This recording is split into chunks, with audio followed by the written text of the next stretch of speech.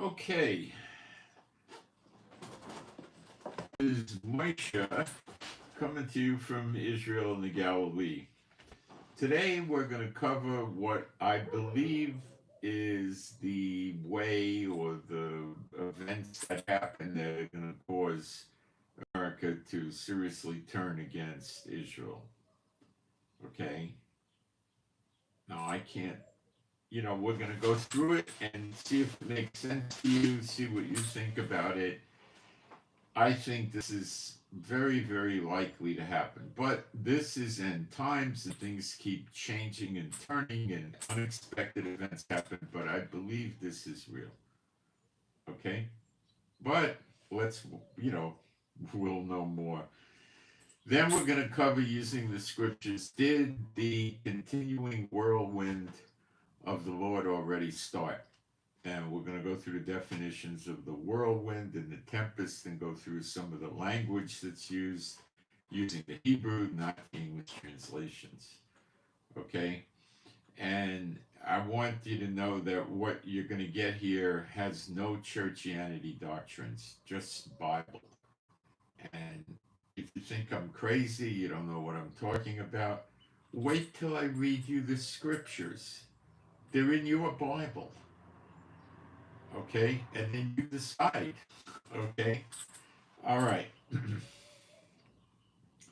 We're going to cover a lot of stuff today. It's going to be pretty informative. And what we're doing is tying the events we see in the world, the end times events, we could easily say, to the scriptures, the prophetic scriptures, and get a good feel for where we're at. Okay? All right. So while people are coming in, I'm going to go to the live stream and make sure we have a live stream, which is a good idea, right? And make sure we got sound and picture. We got plenty of sound. And I'm going to put a couple of posts up.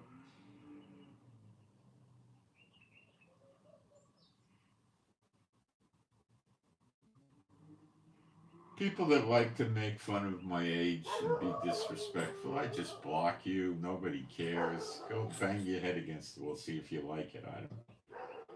It's a pretty dismal life if you run around jumping into chats and just insulting people. You know, if that's what you like to do, go ahead.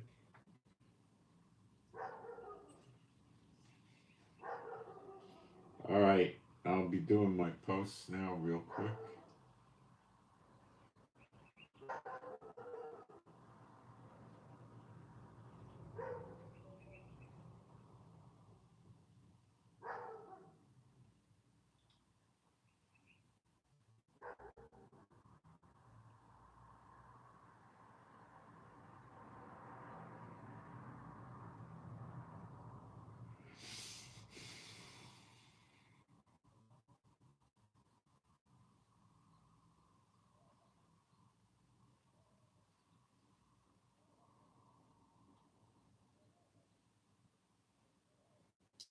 Almost there.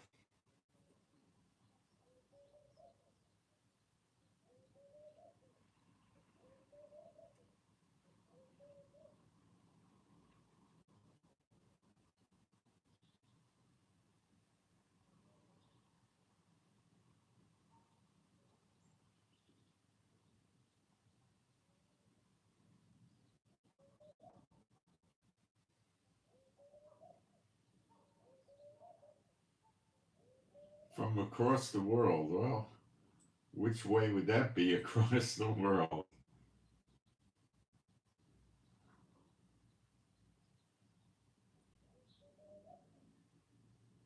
Okay.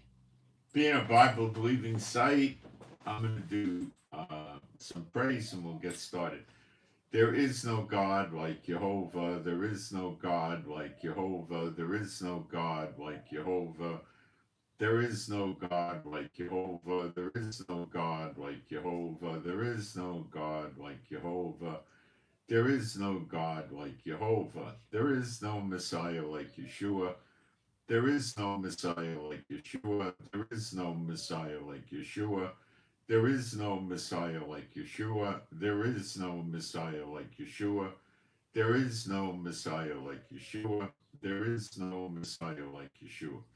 What we've been doing for some weeks, I guess now, a few weeks anyway, is trying to figure out when Elijah is going to start working openly with the Levites, which you read with the next temple, which you read about in Malachi 3. And you also read it in Malachi 4. Okay? And where we've kind of come to the, well, I've come to the conclusion, I guess many of you as well, that Elijah's not going to be there training the Levites openly in Jerusalem to make the offerings acceptable unto the Lord um, in a time of drone attacks, missile attacks, rocket attacks, terrorist attacks, and things of this nature. Okay, because it just doesn't make sense. And I explained yesterday, to reiterate, that if Elijah was there and the Levites were listening to him, it would be, of course, accompanied with many signs and wonders, raising the dead, and many other things. Okay, um, and Yeshua said, "Greater works than these you shall do." So they're going to be pretty grandiose. Okay, now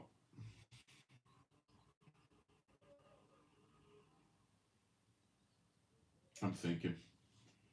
Um, so here's this man of God that God sent, and if you understand Zechariah 4, the angel tells them regarding who the two candlesticks are, who the two olive trees are, which Revelation 11 tells us is the two witnesses, which is Apostle John, because he was told, you must prophesy again before many nations, people's tongues, etc. I think those are the words.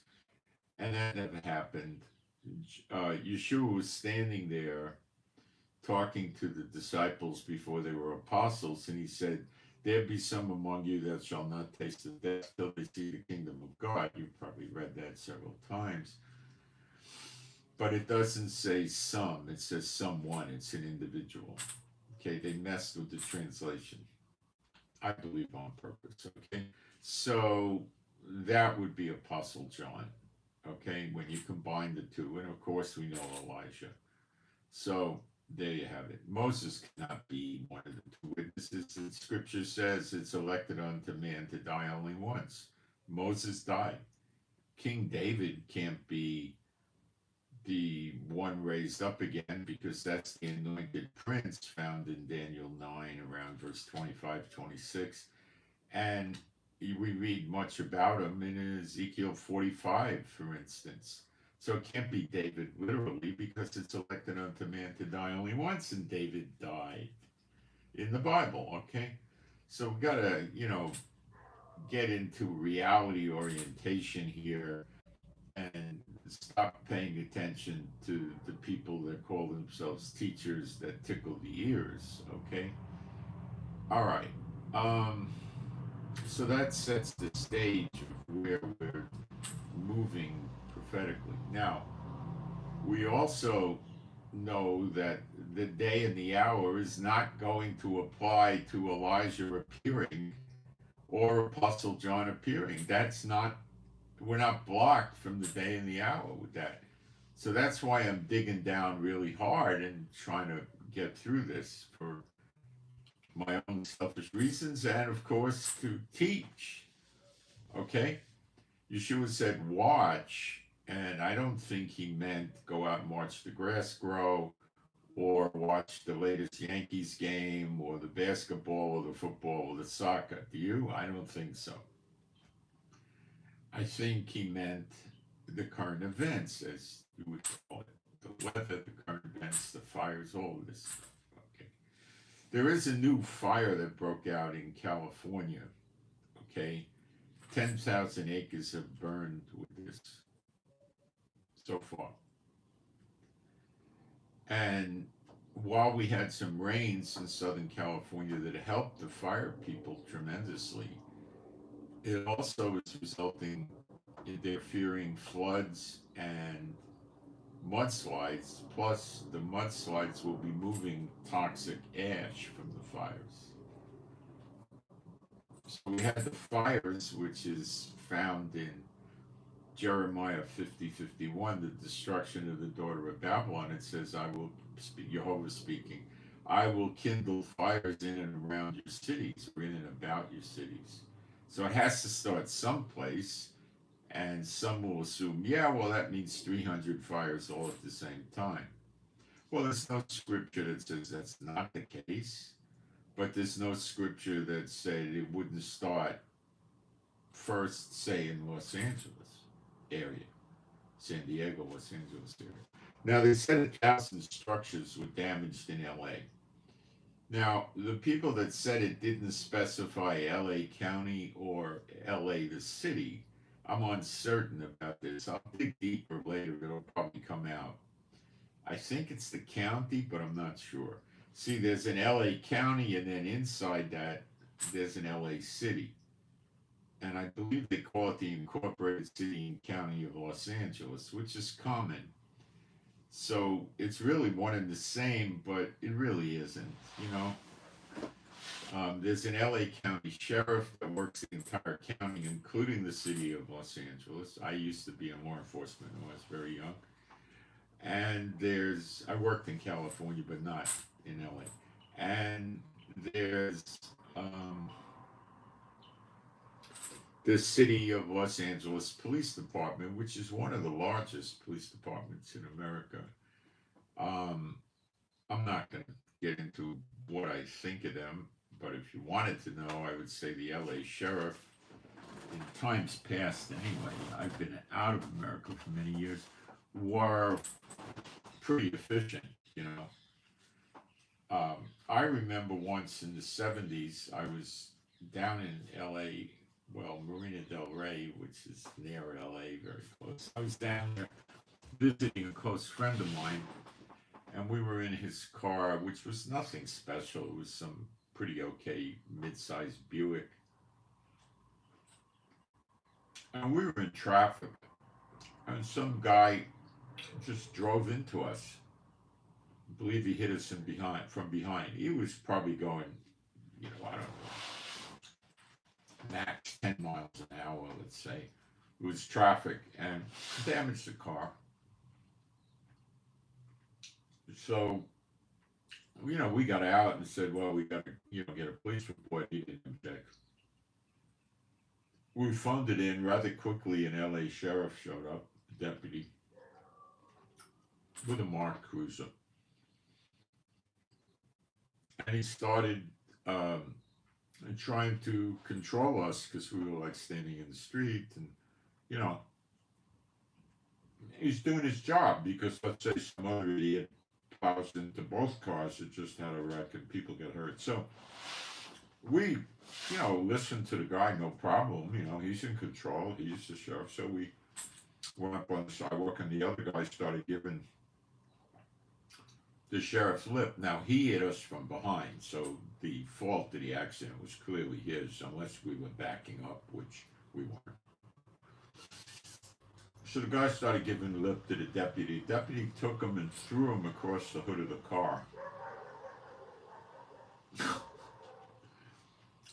So I just shut up because I knew we were going to get the favorable accident report. It wasn't my car, but so I thought they were pretty, you know, hard-handed, but they were trying to control the crowds, you know.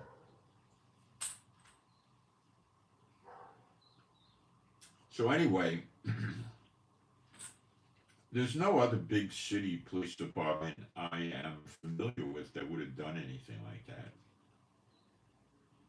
But I don't know every big city police department in LA anyway, or big county, so I don't know.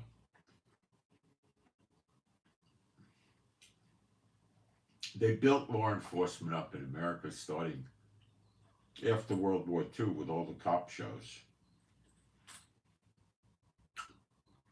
They started out with a lot of private detective shows. And the private detective was a classical, the beautiful woman would throw himself at him. He would be drinking more than a normal person would drink. He would be a policeman that quit the force, that got thrown off the force, and he would have a gun permit.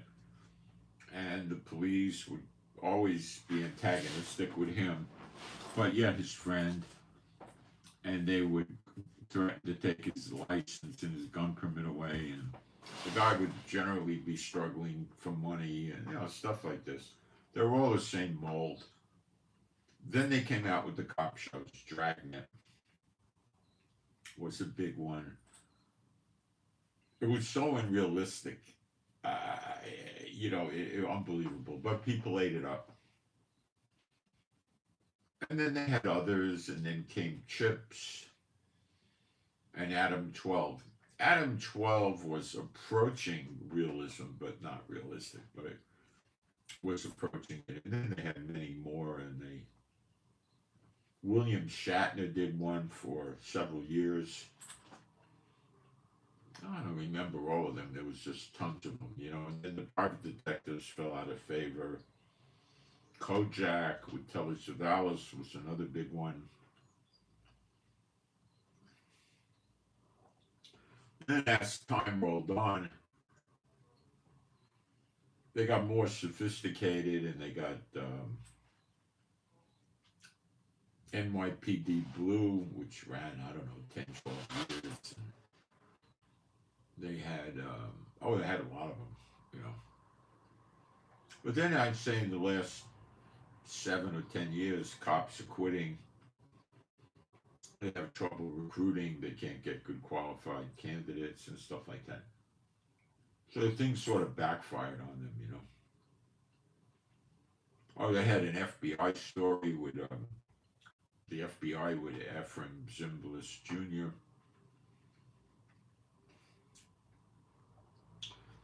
Every place he went, he had a helicopter,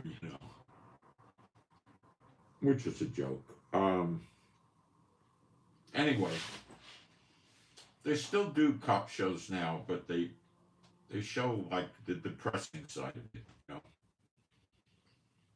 how the gangs threaten them, kill them, shoot them, put hits on them, all that stuff. Anyway,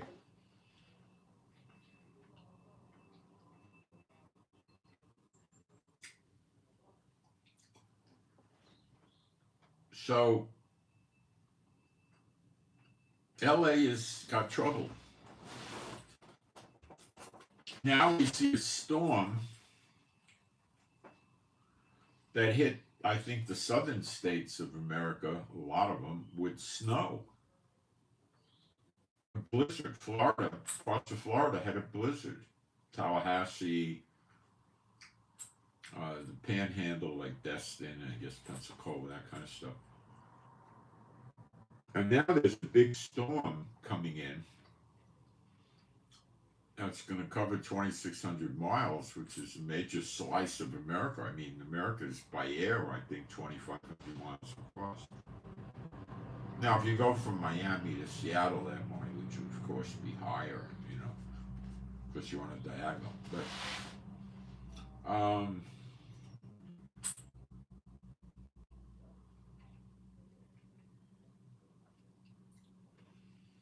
so they're like back to back.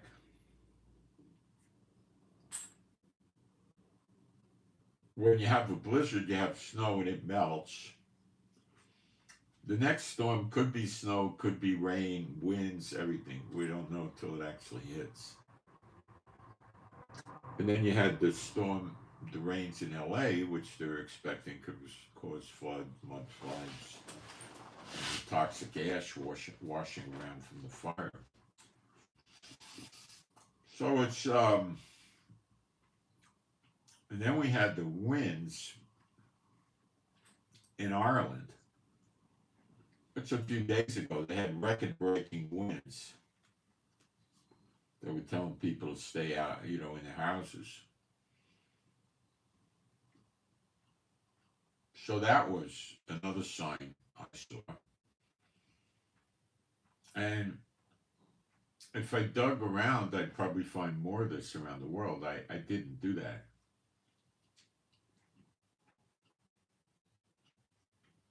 Because I think if anything was really pronounced, it would have been in the headlines and I would have picked it up.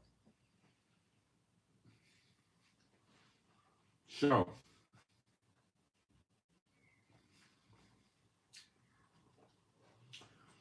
where do we read this? Well, we read it in Jeremiah 30, verse 23, and I'm going to work backwards through Jeremiah 30 to give you the time frame of this, okay? Behold, the whirlwind of Jehovah. Okay, now we need to check word definitions here. The word in Hebrew is sa'ar, not sa, like an S.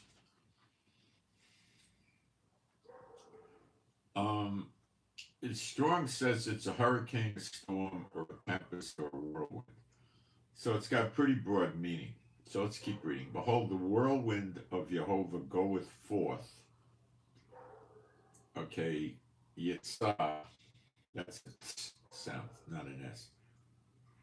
I think they translated it recently decently. So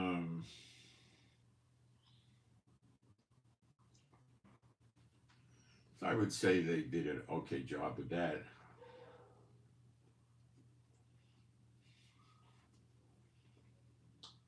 Go forth with fury. Now let's check that word.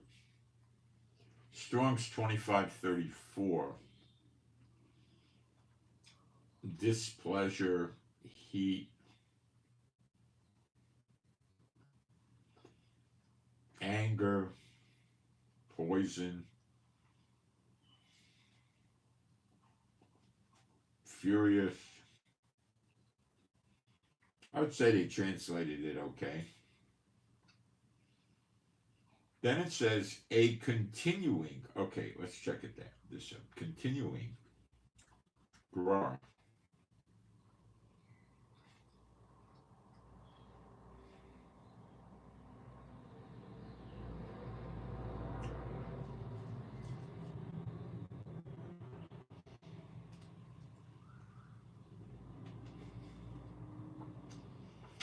This is sort of related to the word with the cow chewing its cud. So it's destruction, like a saw, or chewing up, something like that. Whirlwind.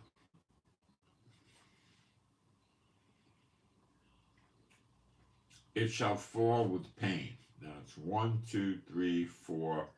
5 words for one Hebrew word, so we better be careful. Let's check it.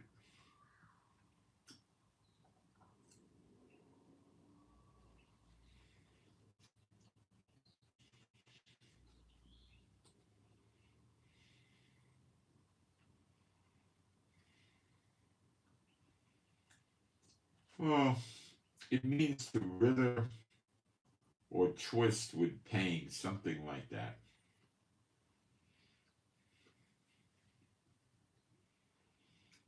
Upon the head, let's check the head, Rosh, head, of the wicked. Now, the word for the wicked, Rashad.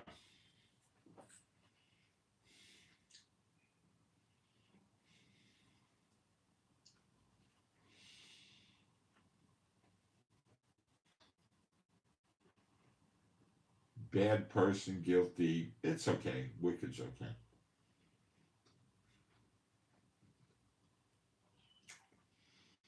The fierce anger. Now, the word for fierce is charon.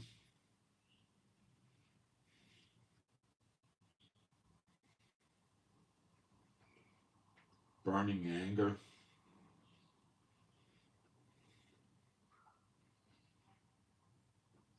Of Jehovah shall not return.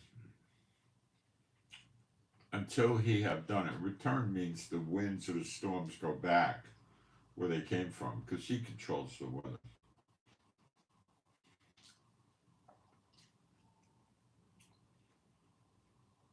Until he have done, and until he have performed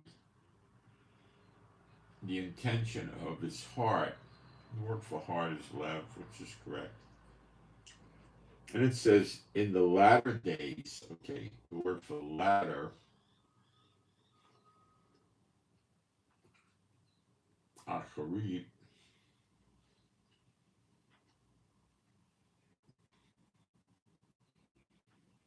the end days, the latter days, they're okay with that.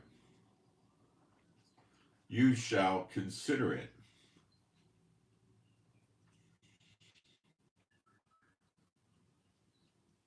Ben Bean. It doesn't really get it when you say consider it.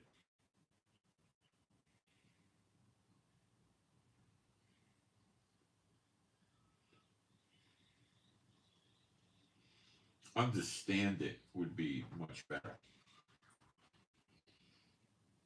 You shall know what's going on. So this sets the time frame for nowadays. Now, let's start at Jeremiah 30 verse 1, and see if we could focus better on this. And you'll see that we can. The word that came to Jeremiah from Jehovah, saying, thus speaketh Adonai Jehovah of Israel. Jehovah refers to himself many times in the Bible as the God of Israel,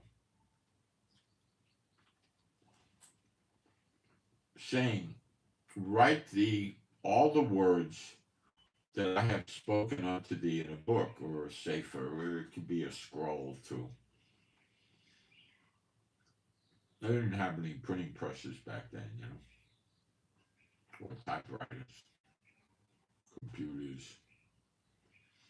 For lo, the days come, saith Jehovah. Well, if you're a believer in Yeshua, you are in Israel.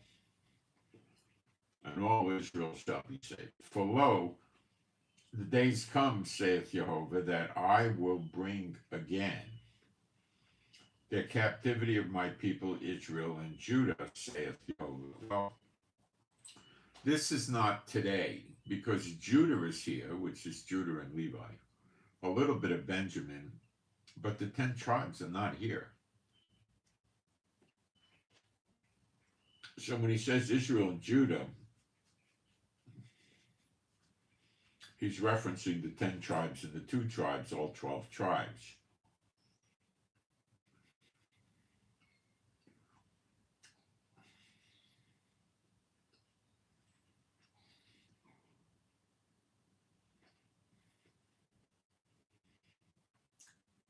And that hasn't happened yet, right now.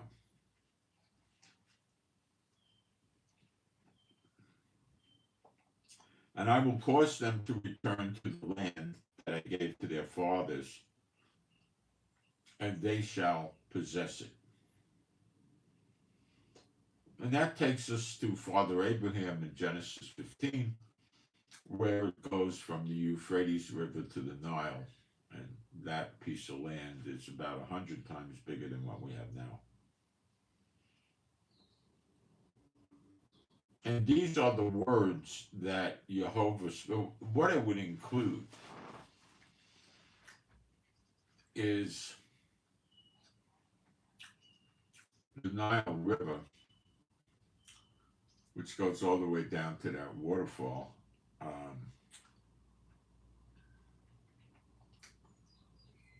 Which would mean you have to the right or the east of the Nile River pieces of Egypt, Sudan, South Sudan, parts of Kenya, Uganda, Eritrea, Ethiopia, Somalia, Djibouti.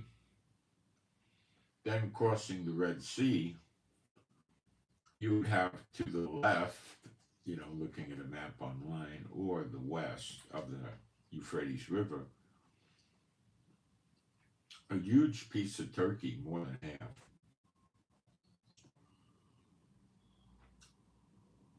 Parts of Syria as well. You'd have all of Lebanon, all of Jordan, which is Ammon, Moab. You would have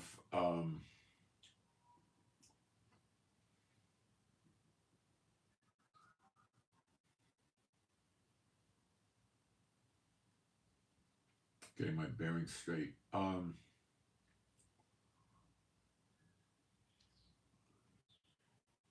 You'd have Kuwait, Bahrain, Qatar, Oman, Saudi Arabia, in part probably, and Yemen, although Yemen will be destroyed, so nobody will be living there.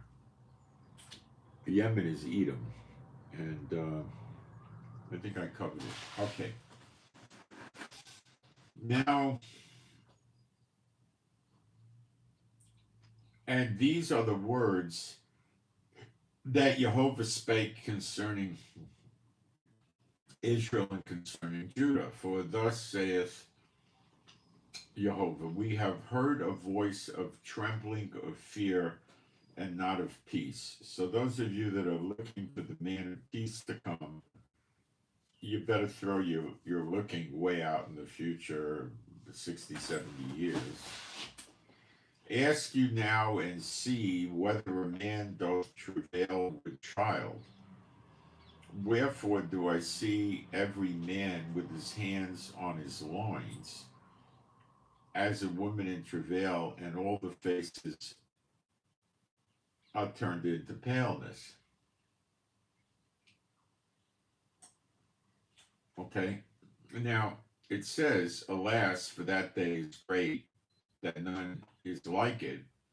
It is even the time of Jacob's trouble, but he shall be saved out of it.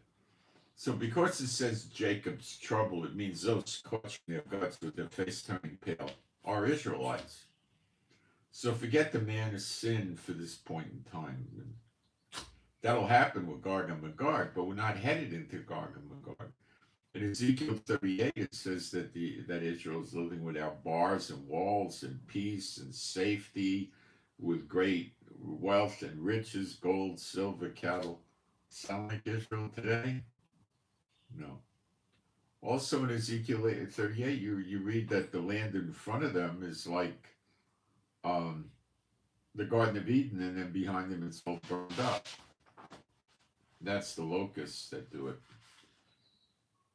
Okay, the locusts that have stingers like scorpions, and others have a tail like a serpent.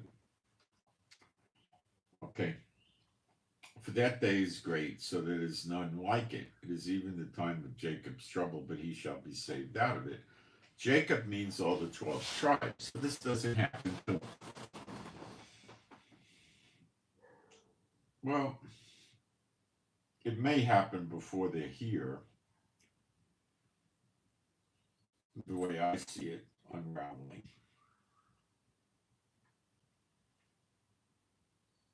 Because we don't have all the land, the way the sequencing is, I believe we finish Zechariah 12:10, which is when the two witnesses burn up all their enemies. It's specifically in Zechariah 12:6, roundabout in the siege around Israel. So, and when that happens, the land's referred to as Judah and Jerusalem, so the tribes aren't back yet. Okay.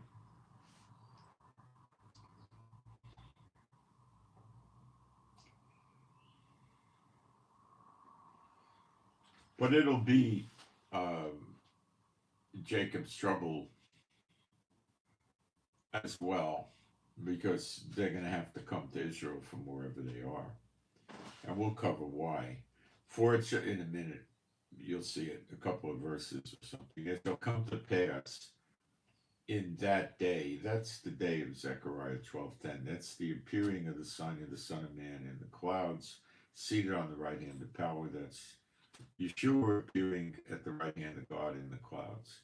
That's Redemption Day. It's preceded, I don't know by how much, maybe minutes or I don't know, probably not more than hours or something, where the moon turns to blood and the sun goes dark. At the end of Gog and Magog, which is the end of the tribulation, the moon goes dark, the sun goes dark, and the stars fall and don't give their light. That's the return of Yeshua. That's the close of the second 70 in Daniel 9. Daniel 9:24, every single Hebrew manuscript says 70, determined upon you people and the holy city. Okay. They always translated in English, except one translator named Smith, who self-published the Bible. They always translate it as 70 weeks. It's absolutely wrong. Okay. Shavim. The word Shavim is 70. The first 70 was the Babylonian captivity. So we know it's not 70 centuries or something. It's 70 years like Babylon. But it shall come to pass in that day, saith Jehovah of hosts, that I will break his yoke from off thy neck. You know, that's like the UN and Biden telling us what to do, and Trump's doing it too, by the way. And will burst thy bonds, and strangers shall no more serve themselves of him, which America does and other countries. But they shall serve Jehovah Elohim and David, their Hamelech, their king, whom I will raise up unto them. Now, it can't be David because he died, and the anointed prince in Daniel 9:26, I think, is not, or it could be 25, is not Yeshua. Okay? He's the king of Israel, he's the high priest order of Melchizedek, and he's not here now, and this prince gets killed. Can't be Yeshua. He's cut off, but not for his own parts. He didn't do anything wrong. Okay. And David shall never lack a man to sit on the throne. So this is the prince in the next temple. Therefore, this is what he means. And Yeshua comes from the line of David too. So there is a change in Moses' law, which was focused on the descendants of Aaron, the Kohanim.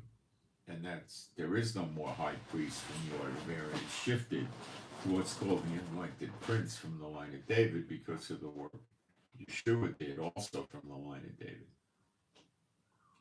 Therefore fear thou not, O my servant Yaakov, or Jacob said in English, saith Jehovah, neither be dismayed, O Israel, for I will save thee. And that word for save, let me check it in the Hebrew.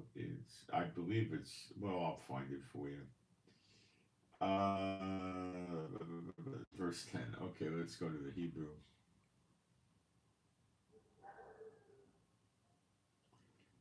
30, verse 10.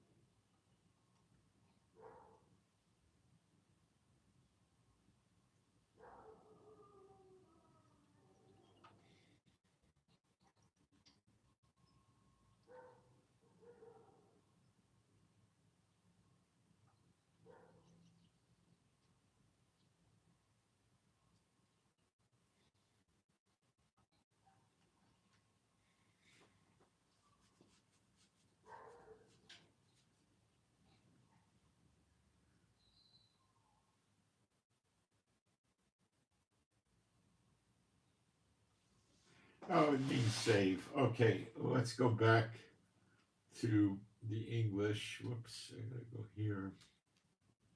Save you, which would mean salvation you, basically, I would say, but we could say save.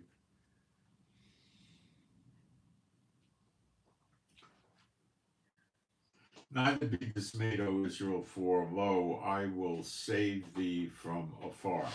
See, now we're at the 10 tribes and the other Israelites are scattered around the world. So this is talking now about the next great Exodus. And thy seed from the land of their captivity. Again, same deal. And Yaakov or Jacob shall return and shall be in rest and be quiet, and none shall make him afraid. For I am with thee, saith Jehovah, to save thee. That would be Yasha. Let me check the Hebrew. Verse 11.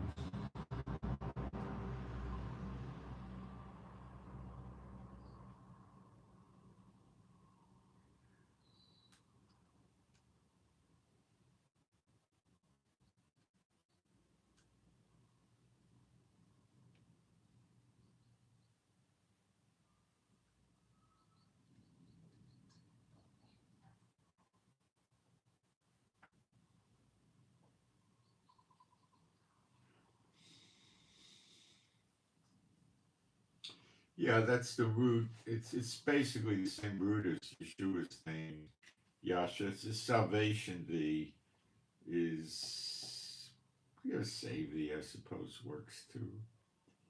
Um,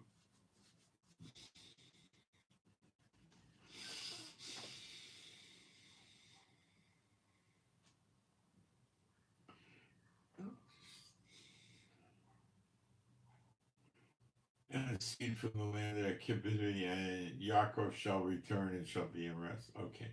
Now we're in verse 11. For I am with thee, saith Jehovah, to save thee, though I make a full end of all the heathen nations, the Goyim, whither I have scattered thee. Yet will I not make a full end of thee, but I will correct thee in measure, and will not leave thee altogether unpunished. Well, having lived here a number of years, I would say that's true. But he's going to make a full end of all the nations that he scattered us into. Now, the word for goyim, it means heathens, but because he says he scattered us into these nations, how could you scatter us into particular people, individuals? You can't. So he's referencing the heathen nations here, okay?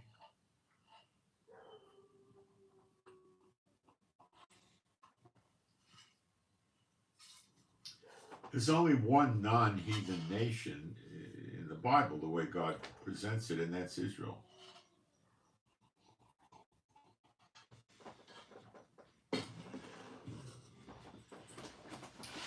This, in my opinion, constitutes 125 countries. All of Europe, a lot of the Middle East, some of Africa, all of North, South, Central America, Caribbean, and some of Asia. It's a massive piece. It doesn't mean all the people are going to get killed. He says Jehovah will salvation us, which means if he's going to destroy all the nations and us in it, we wouldn't be there. So he's not going to destroy all the people.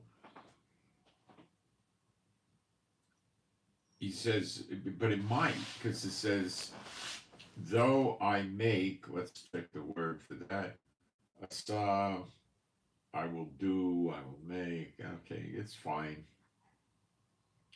A full end, and that's a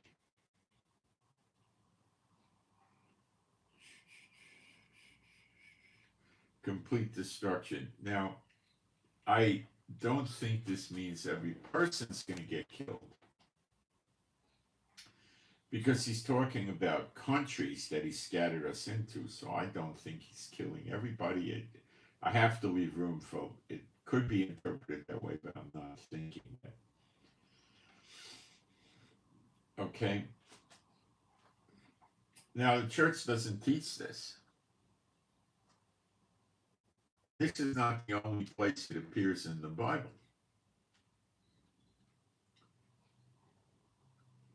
It appears in Jeremiah 46:28, very close wording, extremely close, almost the same. Well, it is the same thing. Fear thou not, O Yaakov, my servant, saith Jehovah, for I am with thee. I will make a full end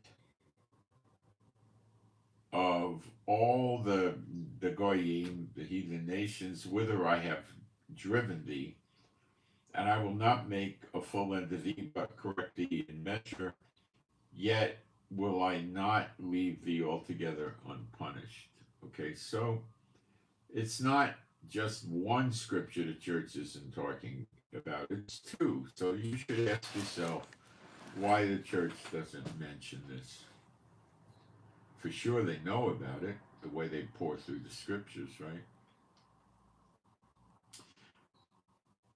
Verse 12, for thus saith Jehovah, thy bruise is incurable, and thy wound grievous. Where do we get this? Hosea 6, 1 and 2. Hosea, where'd you go? Did you get up and walk out of my Bible? No. Okay. Hosea 6, 1. Come and let us return unto Jehovah. Now, that's not the church when it says return, right? For he hath torn, and he will heal us. He hath smitten, and he will bind us up. There it is. And when does this happen?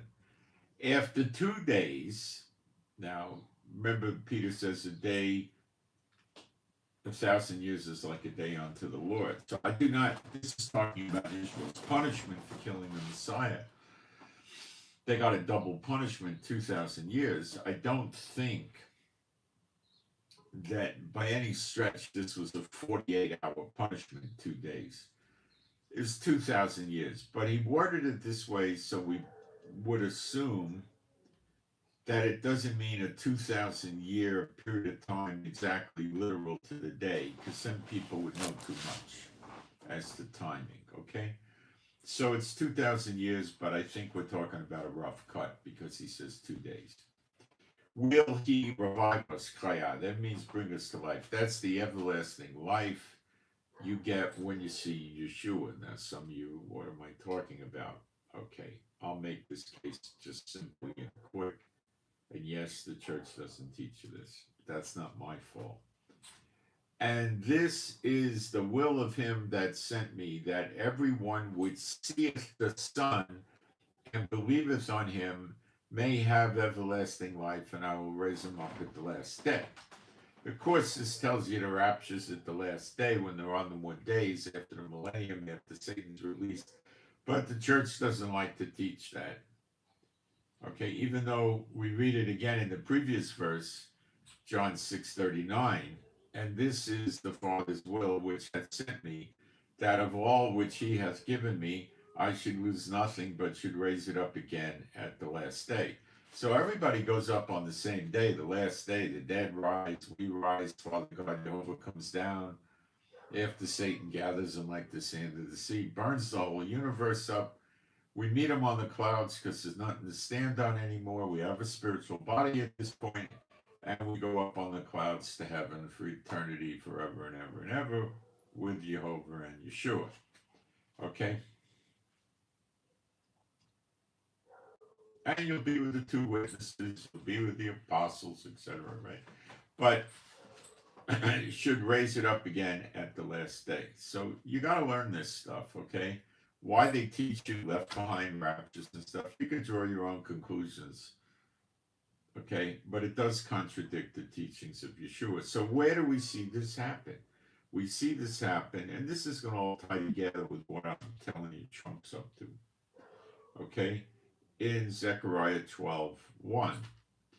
The burden of the word of Jehovah for Israel, saith Jehovah, which stretches forth the heavens, and layeth the foundations of the earth, and formeth, my eyes aren't so great, formeth the spirit of man within him. So maybe I'm being stupid. Pray for my vision to get better, please. I don't want to be stupid. When you don't want to get prayer, listen to me. When you don't, I don't want to get the people to pray for me. That's pride. What do you think that is?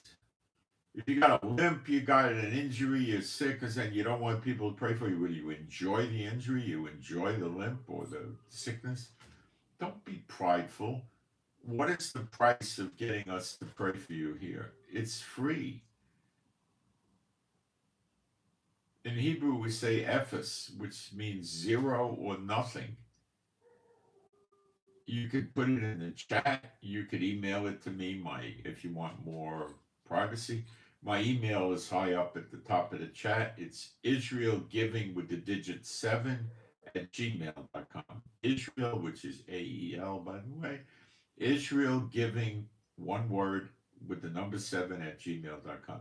Give me your initials instead of your name. For more privacy, God don't know who you are. Just put your 2 initials in. You want to use 3, use 3. And give me a decent idea what the prayer request is for. Don't give me a whole diatribe. Give me 1 or 2 sentences. We'll put it out for everybody to pray for you. We do pretty good with that. We pray for animals and pets. We do quite good with that. Please keep the prayers going for Chief. He sometimes during the day doesn't like me. He growls at me and kind of half-heartedly snaps at me when I touch him, doesn't want me petting him. Eats like a horse. And, I don't know. Last night he was out in the yard and he didn't want to get up. And he kept barking and I'd move him from place to place. Then I brought him into the office. That's this room, which is his room. Put him down and he wanted to get some water and he just, boom, he scooted like a little kid that crawls real fast. He scooted right over the water bowl. So I'm ready to pull my hair out. I don't know what he's doing with me anymore. He's a smart dog. So I'm sure it's still mourning from Yafa because they were together for about 8 or 9 years every day.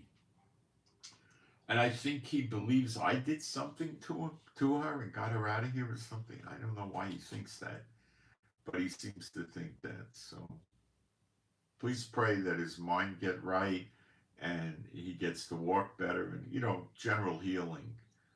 I believe God's healing him, but not that fast, but healing him. So I appreciate that. Anyway, so that's how you can do prayer requests. And if you're getting this, I don't want to do it. Yeah, you're probably got pride in the way.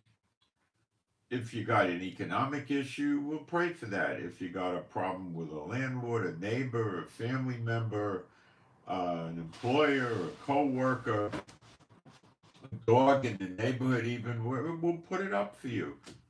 It's free. That means you can't return it.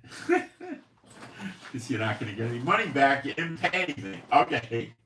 Gotta have my humor.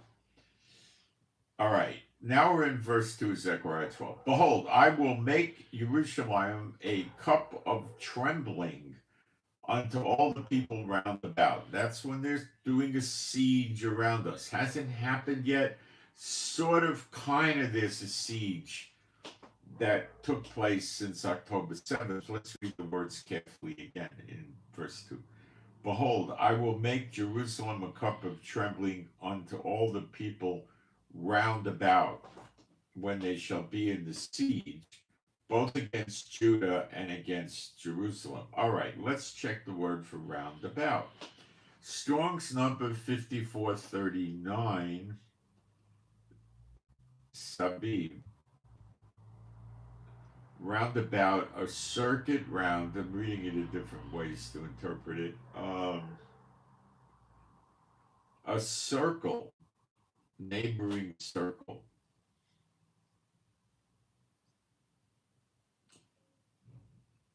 Place round, circuit, compass on every side. We didn't have that. Let me explain.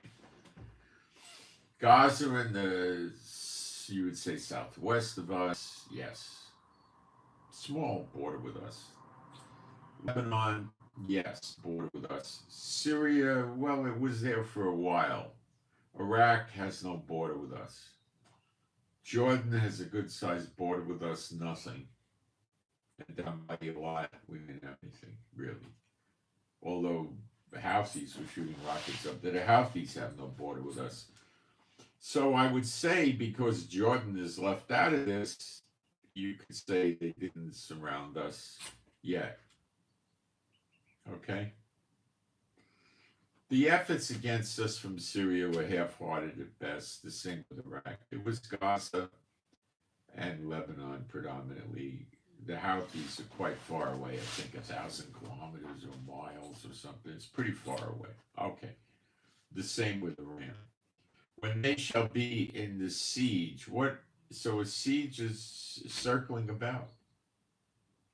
All right, we'll read siege, the definition. 4692, mitzor, or mitzar. A siege, an enclosure, an entrenchment, siege works. Let's get into Strong's on this.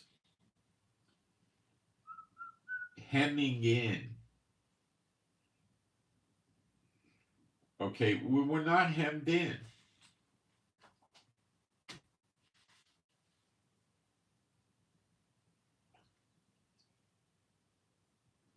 Unto all the people, and that word people is not heathen, it's people. Round about when they shall be in the siege, both against Judah and against Jerusalem. Now I got to tell you something that's going to tie into our boy Donald Trump and the West Bank. The tip of my finger we'll call Jerusalem, okay? And we've got three sides here, the north, the south, and the east. Those are all contained in the West Bank, okay?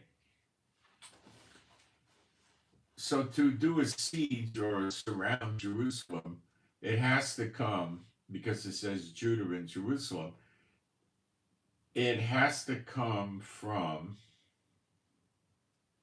the West Bank. Or you can't do a siege or circling around about Jerusalem. So the West Bank has to be part of it. I'm going to take a fast break while you dwell on that, and then we're going to get into the Donald. Or we'll finish Zechariah 12, and then we'll get into the Donald. Remember they used to call him the Donald?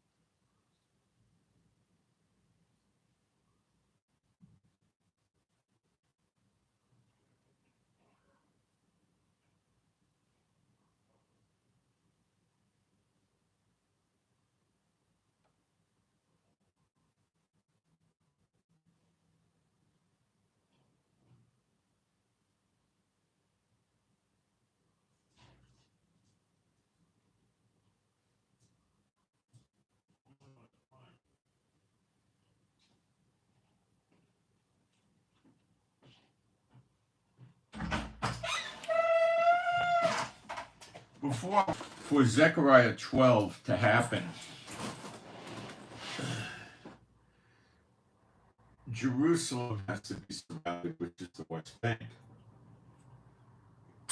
Now, there are something like 2.5 to 4 million Palestinians living in the West Bank. We don't know how many. And they're, we have our soldiers there, the settlers are there and they're armed. So far we haven't seen it. The west side of the West Bank connects to Jordan. Jordan has about 11 million people that are pro-terrorist, anti-Israel. And the border between Jordan and the West Bank isn't really heavily fortified. It's a lousy fence. Okay.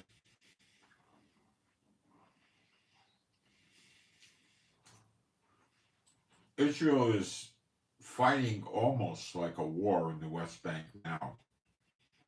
Since October 7th, pretty much. They don't shoot rockets and missiles at us, but they engage in gunfights with the soldiers. Improvised explosive devices, Molotovs, ambushes. They attack civilians, Jewish civilians living there. The settlers burn their cars and their houses and throw stuff at them. They want to get them out. So it's,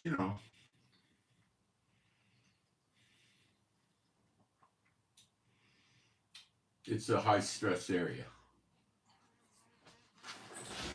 Okay?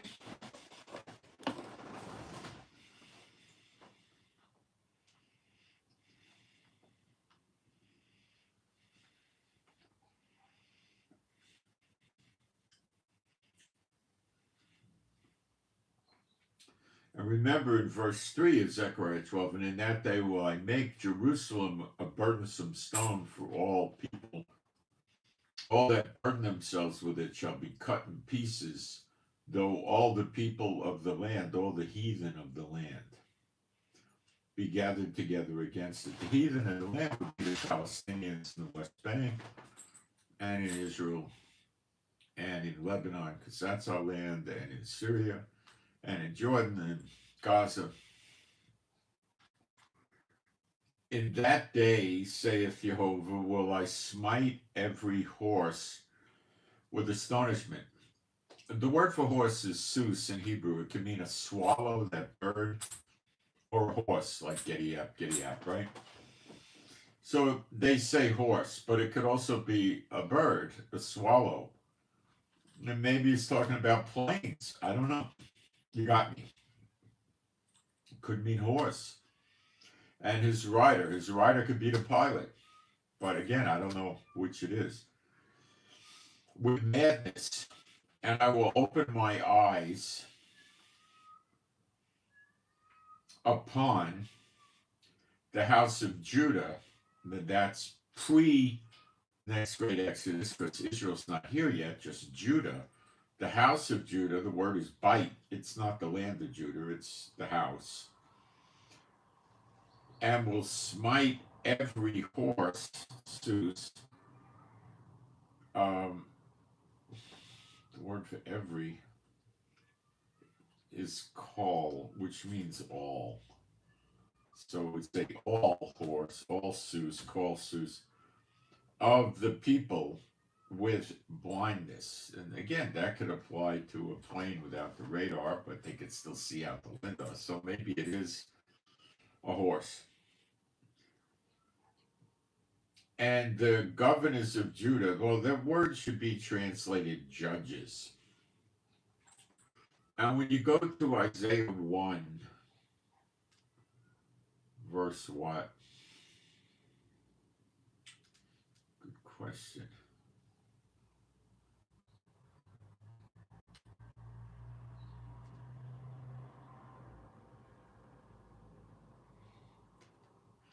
find the verse.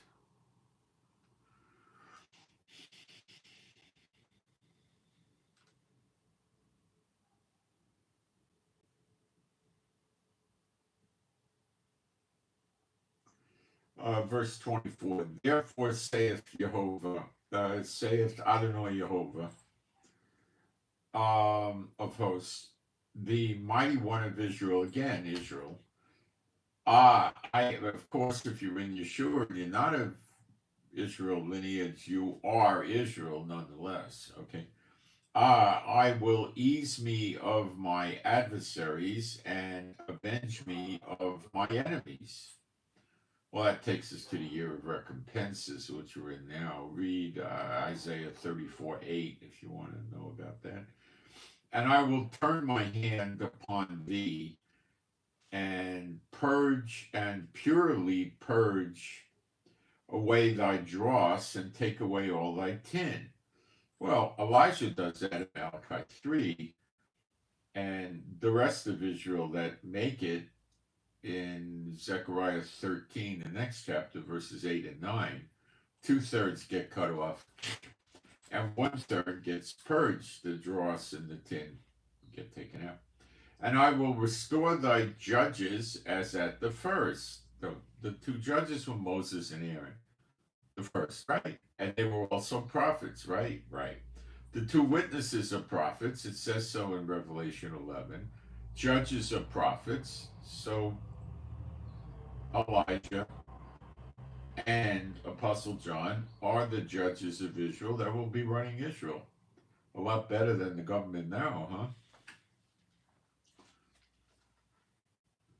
Taxes, all this stuff, free land, and, for the believers. And I will restore thy judges as at the first, and thy counselors as at the beginning. So they'll have 70 counselors, like Moses and Aaron did, and they'll take care of the disputes. Well, he sold me papayas and he cheated me, and this kind of thing. Okay.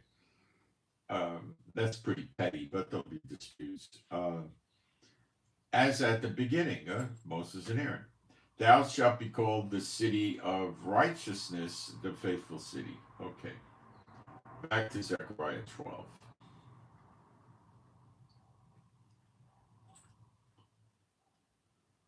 And the governors of Judah shall say in their heart, the inhabitants of Jerusalem, they twist this.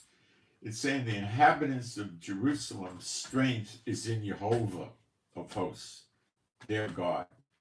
So I would say at this point, it's safe to say that there's a revival that happened in Jerusalem, or maybe a lot of believers with the true gospel came over or something. But it's not the case now. Go talk about Yeshua in Jerusalem and see what kind of popularity you get. You get a lot of unwanted negative attention. Believe me. In that day, that's the day, will I make the judges, they say governors, it's judges of Judah like an earth of fire among the wood, like a torch of fire in a sheaf. And they shall devour, it's better translated burn up all the people.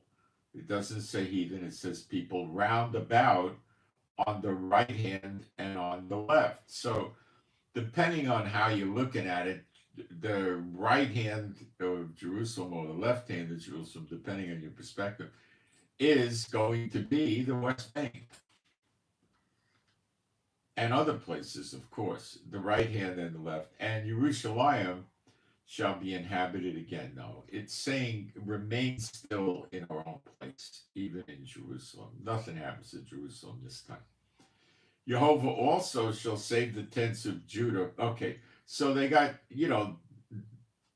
look, the judges of Judah are like an earth of fire among the wood.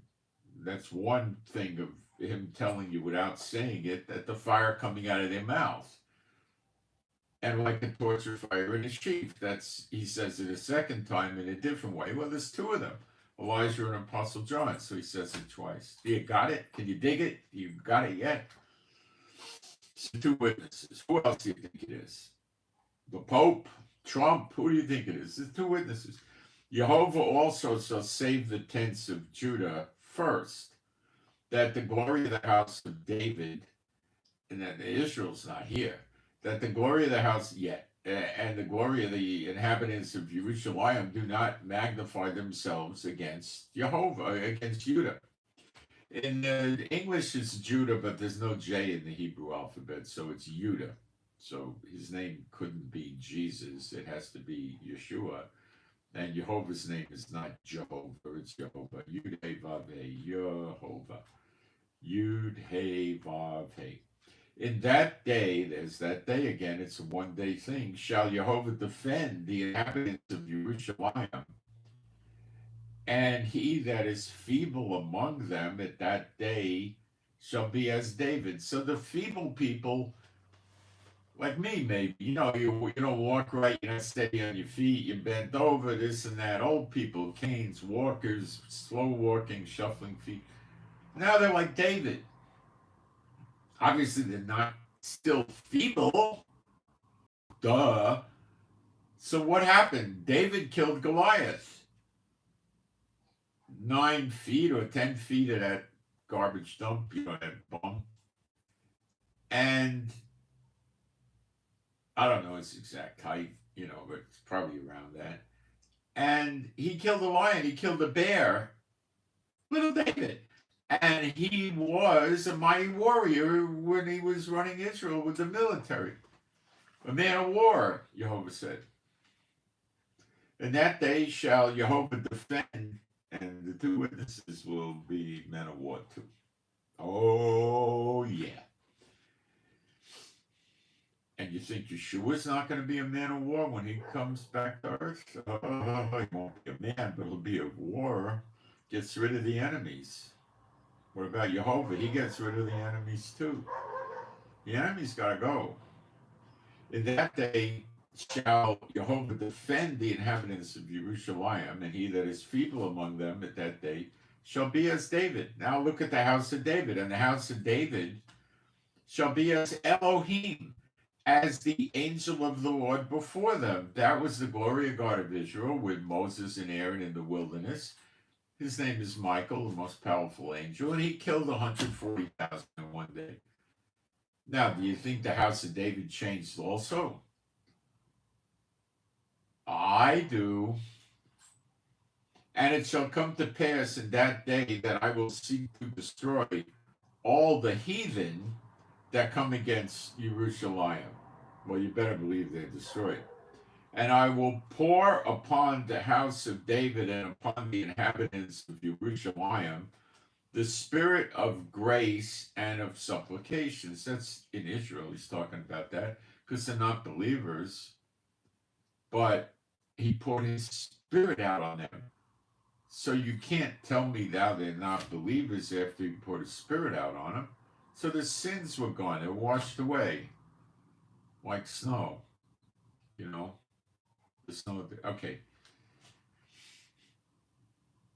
And then what does it say? And it's translated pretty good. They shall look upon me whom they have pierced. Who did they pierce with a spear when he was being crucified? But Yeshua, and water and blood came out, which people say that's the beginning of the so-called church for the congregations. Water, the baptism, blood, the blood of Yeshua, the communion, the wine. And they shall look upon me whom they have pierced, and they shall mourn for him. Well, they were believers. Now they realized they were mocking and blaspheming Yeshua. They're mourning for him. That didn't happen in Jerusalem area where they killed Yeshua 2,000 years ago. And they shall mourn for him as one mourneth for his only, and shall be in bitterness for him as one that is in bitterness for his firstborn. In that day shall there be a great mourning in Jerusalem as the mourning of Hadramon, and the land shall mourn every family apart. This never happened when Yeshua was hung and crucified. He was crucified like this, not like this. Okay, so that never happened yet.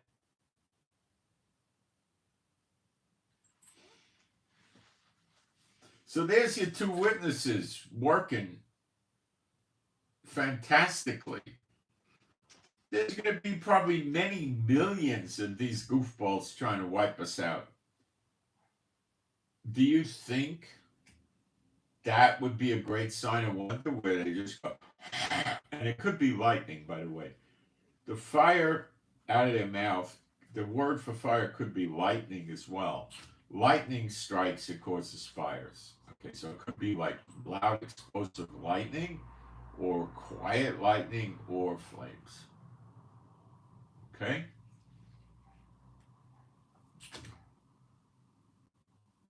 But it's deadly, it burns them up. And it says in Malachi 4 that the same thing happens to those in Israel, the bad ones, the 2/3, and there'll be ashes under your feet. You see, when you got dead bodies strewn about, it defiles the land, makes it unclean, if you will. So you got to bury them. But when you burn them to ashes, ashes don't defile the land. It's no longer a body, it's just ashes. Okay? It doesn't do anything. Let me look at the live stream chat. I haven't done that yet and see if we got nasty people in here or questions or prayer requests.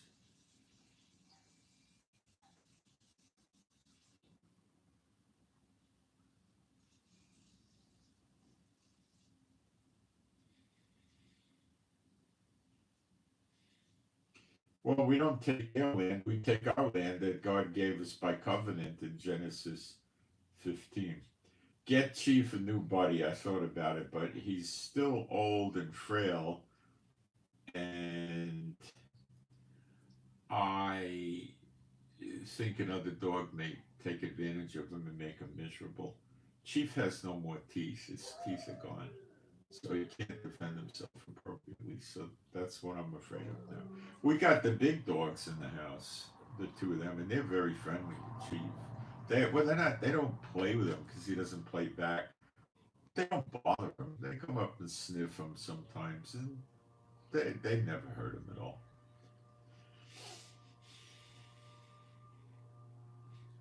You people have no shame. Yeah, I know. We went into Gaza on October 7th and burned babies alive, burned people, mothers and children bound together with wire, burned them alive. We killed civilians, we raped women, we raped men. Oh, I'm sorry, I mixed it up. Then Gaza did it to us on October 7th. Oh. And we have no shame.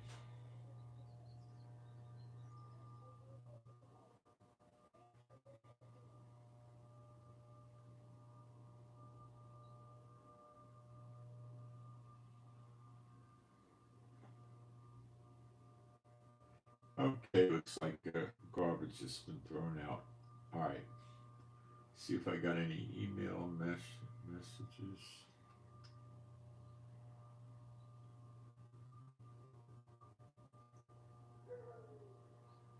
Oh, not much of anything there. Okay. Back to work in the Word.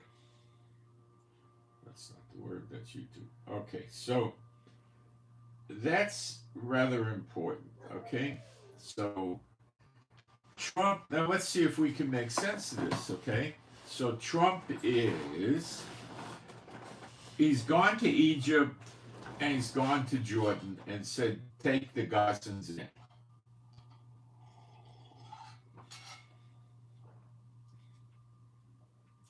Egypt and Jordan both said, no chance, Donald, we're never doing it. There's about 2 million Gazans, roughly. Could be higher even. We don't really get an accurate count. Now Trump's going out there and he's getting on TV and in the media and saying the conditions are terrible. Let's put them in a safe place where they can have some peace and rest while Gaza gets rebuilt. And nobody wants him.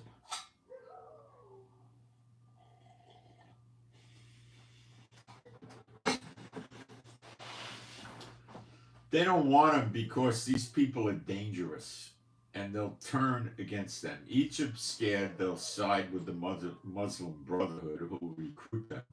Here they are, they're in Egypt. They don't have jobs. Do they have working papers? Probably not. So what are they doing? They're living in a refugee camp in tents. Maybe they got a wood floor. And there'll be probably, if they're lucky, some sort of electricity in the tent for a heater and a light, which I think they would have. And then there would be a communal dining room, or they would just shovel food out into dishes around the camp, probably communal dining rooms. And they would get nutrition that would be adequate to keep you alive, and you wouldn't lose weight and, you know, look anorexic or anything, you know, but it's not going to be filet mignon, you know.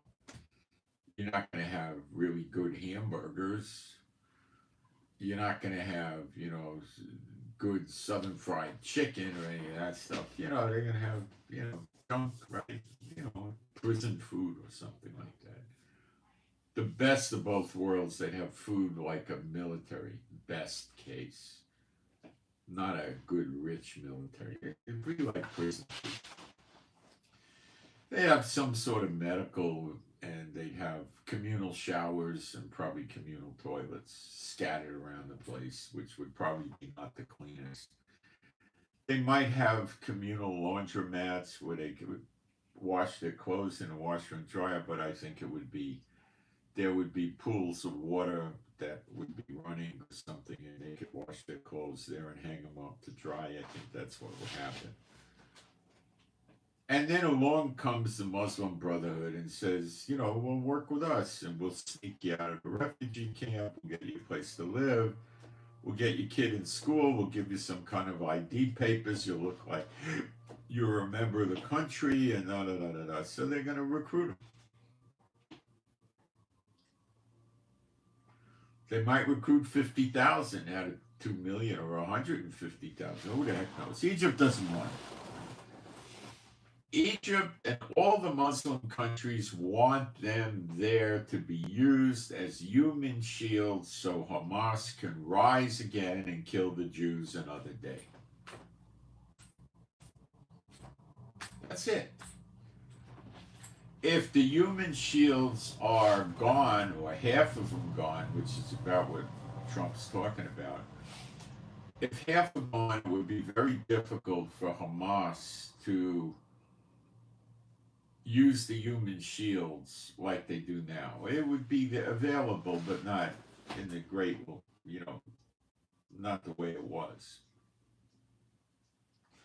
If you had just Hamas and Palestinian Islamic Jihad and the other psychopaths living there, and they started up with Israel, Israel would just indiscriminately start bombing the place. There's no human shields. So they need the human shields. The World Health Organization said to rebuild the hospital system in Gaza would take 5 to 7 years and cost $10 billion with a B. And who's going to pay for that? Certainly not Israel. So Trump is saying, I didn't give up. I'm going to continue to work on Jordan and Egypt. I do not believe he'll prevail at all.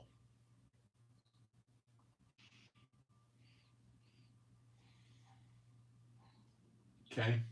I don't think he's going to convince them.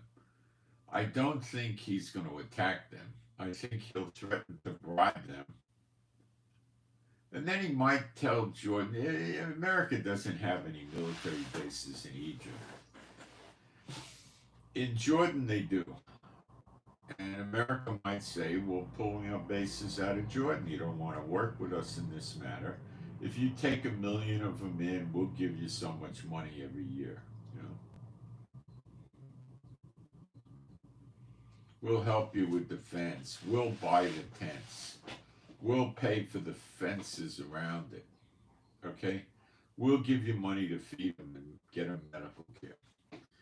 And if Jordan says no and Trump pulls his military out, the rebel forces in Jordan will probably overthrow the king of Jordan. He is not in good standing with his people.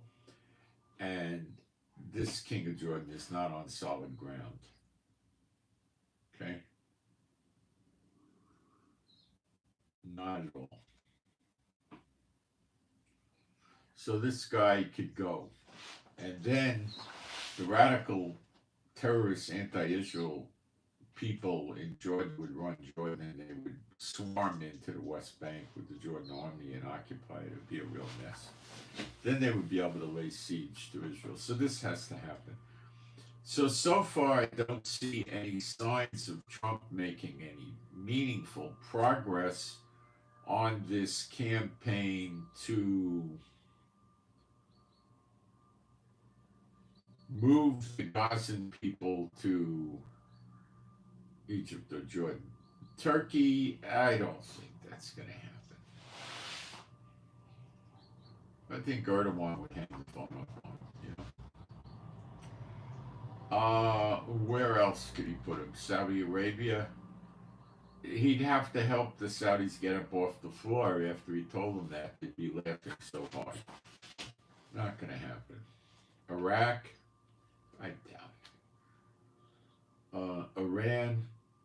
Well, you support Hamas, what do they call him? Ayatollah, but the Ayatollah, whatever, Ayatollah Khomeini, the guy who really runs Iran. You support Hamas, so take the Palestinians in. You could train them to be warriors. Keep them for a few years. They'll never do it. They want them in Gaza. They don't want, if the Palestinians leave Gaza, the Israelites are going to move back in. And that's fulfilling Bible prophecy, and Satan, the God of this age, and this the old age is still continuing. It's at the end, but it's still today going on. They don't want Israel fulfilling prophecy and getting the land back. So I think that Trump will go to Israel. He'll go for another 2 or 3 rounds with Egypt and Jordan, and it doesn't work. Egypt and Jordan is a bus trip. If he finds some land in Africa he could put him in, and then you got to start putting them on airplanes and boats, and it's very expensive. Buses are not expensive. To get to Jordan from Gaza, I think the most is 6 hours. Might be 5 or something. It's not a long run. Going to Egypt is, I don't know, less than an hour. Go to the Sinai Peninsula, it's minutes. It's really just minutes. It's not even any kind of a real trip, So they could probably walk even. So that makes sense, you see. But it's also a bus ride to the West Bank. Again, I don't know, 5-6 hours or something like that, right? Maybe less. So that's easy and cheap and very doable, and you can put baggage on the roof of the bus and stuff like that. So it's an easy move. Trying to move 1 million people by plane while you're doing deportations in mass in the United States is rough. Of course, the aircraft that are free are going to be doing deportees, So I don't see it.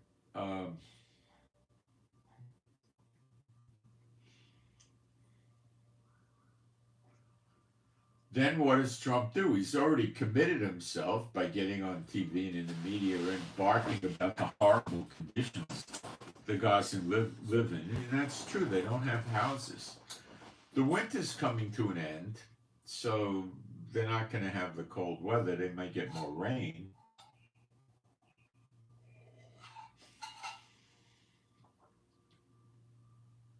They're not going to have terribly cold weather. And they're not working in Gaza because there's no economy to speak of anymore. And rebuilding the houses in Gaza, guys, is going to take years. And prophetically, there's no time for that. So it's never going to happen. Yeah, We'll rebuild it when it's ours, but they're not going to rebuild it. It would take them, they're saying, using, I don't remember if it was 100 trucks or 300 trucks a year just to remove the rubble. And that's when you could really start working. So it's going to take, I would say, at least 6 months to just get the rubble out of there so they could start rebuilding. But you're talking about, how the heck does this work?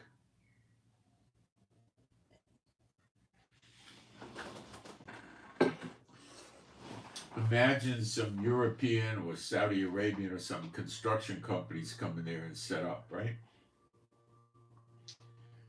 They got to bring the heavy equipment in and all their staff, and they need mobile homes to work out of and manage the jobs. Then you need mobile homes near the site so the people can sleep there safely, and they have to have guards, which if you put private security there, they would get killed. You'd have to have them from, would Hamas protect them? What Hamas would do is tell the construction company that they want a kickback of 5 or 10 or 20% of whatever they're getting paid, and if you don't give us the kickback, you won't be able to work in Gaza. We'll kill your foremen and your managers, and we'll destroy your equipment. And they'll do it. So then the construction company has to go back and raise the prices to say they miscalculated. Unless somebody's guarding them, Israel soldiers wouldn't be allowed in. They're not going to guard them. Nobody's. It's got a nightmare to it. Okay, what if they start stealing the equipment, the supplies from the people rebuilding Gaza, and then trying to sell them out of the country or something? What if they start taking them hostage and shaking them down for ransom? You're talking about psychopaths. So, yeah, it's a real mess. That's why Trump wants to get them out. It's also cheaper to get a lot of them out of there than it is to rebuild it. So Trump has probably got his eye on, we could start getting 1 million out of there and then hold up on the building, find ways to not let it get built. And then say, oh, these poor people, and then get the other 1 million out of there. And if Hamas wants to stay there and live in the tents, go ahead. Once you attack Israel, they'll kill you. All of you. They'll destroy you. There are no human shields. You don't have a prayer. They'll just carpet bomb you till there's no signs of life. That's it. So when Egypt and Jordan turn them down, finally,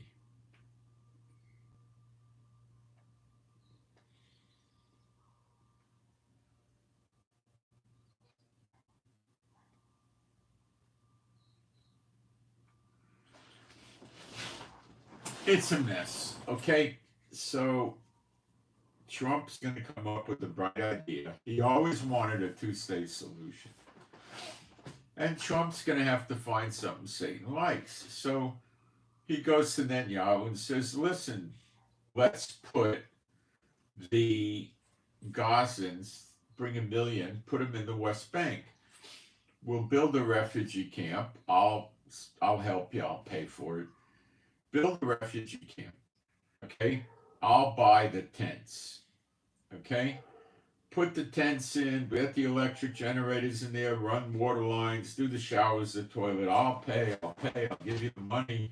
You'll have work for your people, and you could hire the Palestinians. I don't care.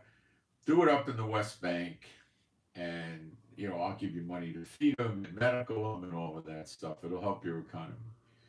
Immediately, the right wing of Israel, which is Ben Gvir and Smotrich, which combined probably have about 15 votes, are going to tell Netanyahu that if he does it, they're going to pull out of the government. And I would say there would be another 10 or 15 seats at least, maybe 25 in the government that would say they're going to pull out of Netanyahu's coalition and cause a vote of no confidence, meaning Netanyahu has to go for a new election, which he would lose. And he has his three criminal cases hanging over his head that the Supreme Court would probably accelerate and get rid of him because he's trying to get rid of the Supreme Court. Hang on a second.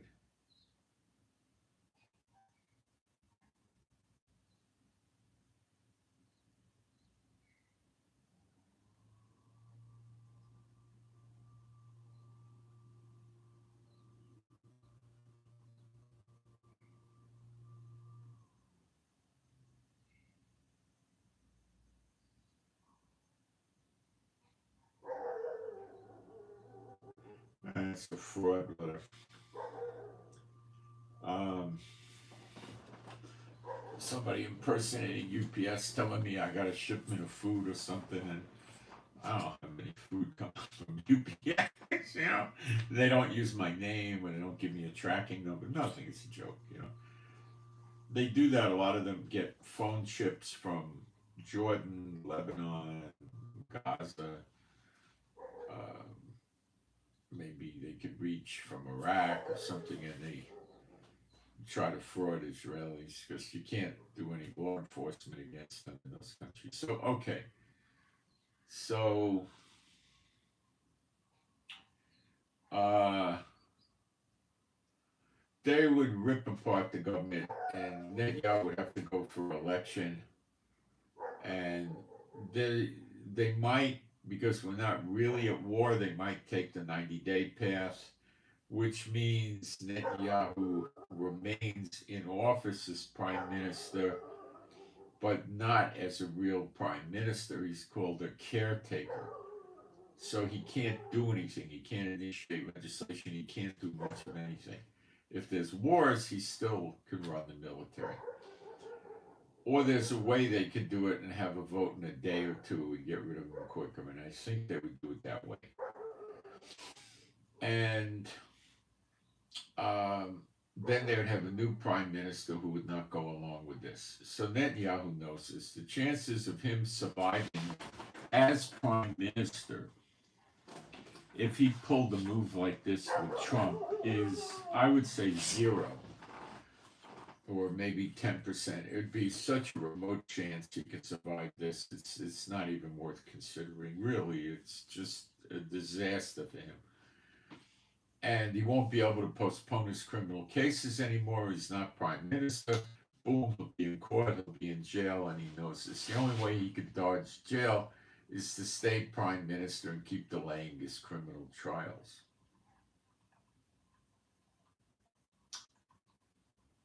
So Netanyahu will, in my opinion, about 80-90% chance turn against Trump.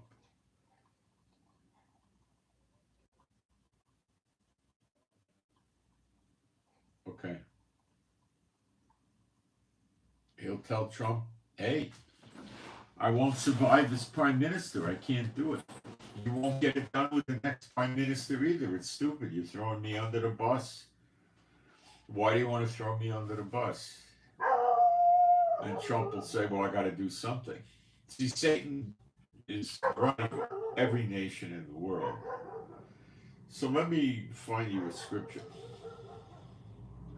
Whoops, no.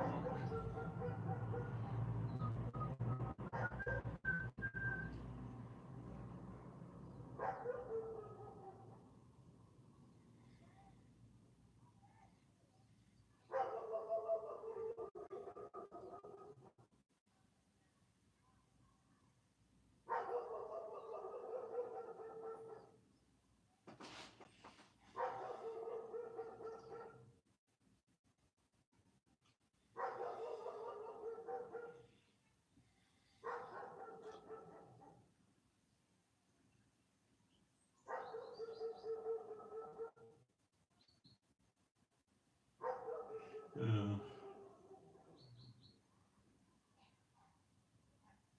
I had a typo. That's why it's not coming up.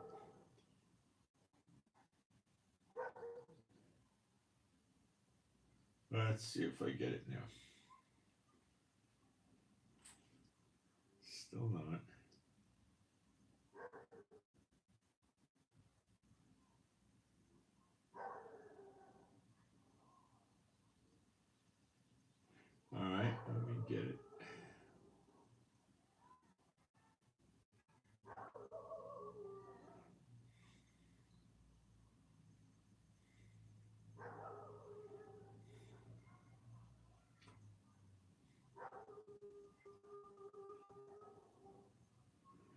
This stinking thing keeps not giving me the right scripture. All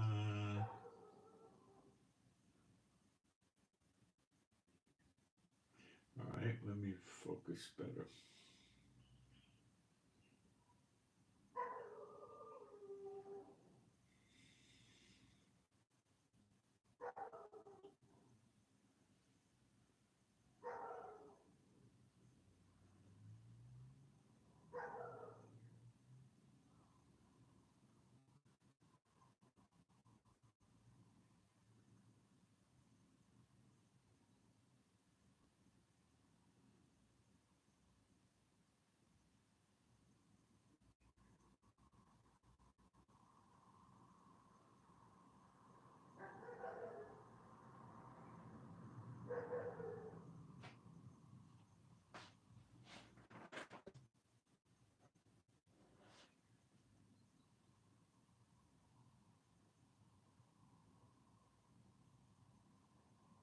All right, I'm getting there. Give me a minute.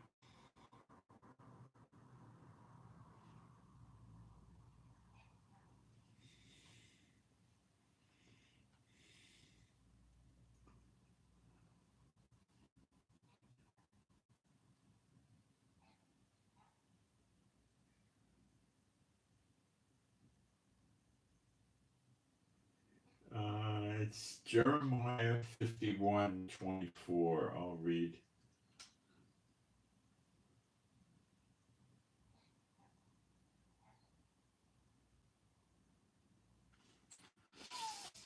And I will render unto Babylon and to all the inhabitants of Chaldea, that's the United States, that's the daughter of Babylon, all their evil that they have done in Zion, that's in the land of Israel now, in your sight, saith Jehovah. So apparently Zion sees it. So what it's really saying they have done, let's check the word for done. Yeah, done. And then the word for Zion is Zion, which is Zion. That's the land we have now. In your sight, that's iron, eyes. So when it says in your eyes, it means in your sight, in your vision, that you could see with your eyes, something like that, right? Hebrew doesn't go smoothly into English. It's awkward. So that would mean the people in Zion, the Israelites in Zion, see the evil that America does to us. Now, it could be the October 7th stuff and withholding weapons and all that, but I think it's going to get worse. We read of troops by the Jordan River, which is, I believe, where the Jordan River meets the Sea of Galilee, very close to where I'm sitting. Close, maybe 7 miles. 6 miles, I don't know, something like that. And they run away, which probably means they got to meet Elijah and Apostle John, or one of them. So something's going to cause Jerusalem to be surrounded by the West Bank, and another thing is going to get America very mad at Israel. They're going to have soldiers here. There you have it. Do I think this West Bank idea from Trump is going to be the reason? Well, we got to wait and see, but it looks pretty good from here. Let's wait and see. Maybe it won't happen. I think it will.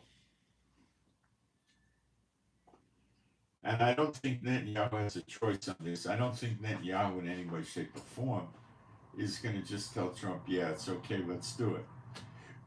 Ain't going to happen. Won't happen.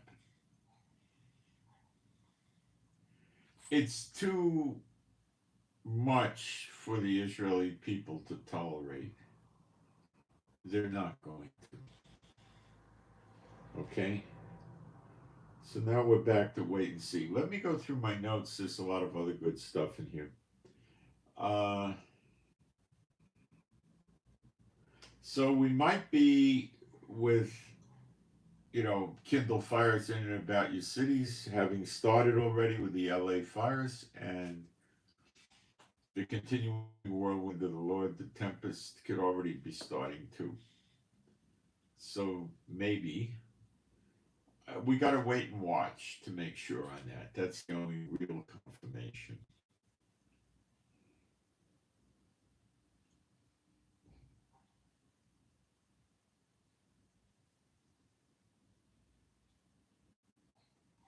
So they're saying that major cross country storms to spread snow rain along 2,600-mile swath in America coming in the next days. And that makes me think continuing whirlwind of the Lord combined with the blizzard we just had and what we saw in Ireland with those high winds. And they were a very anti Israel country, outspoken at that, trying to take actions against Israel and the international community.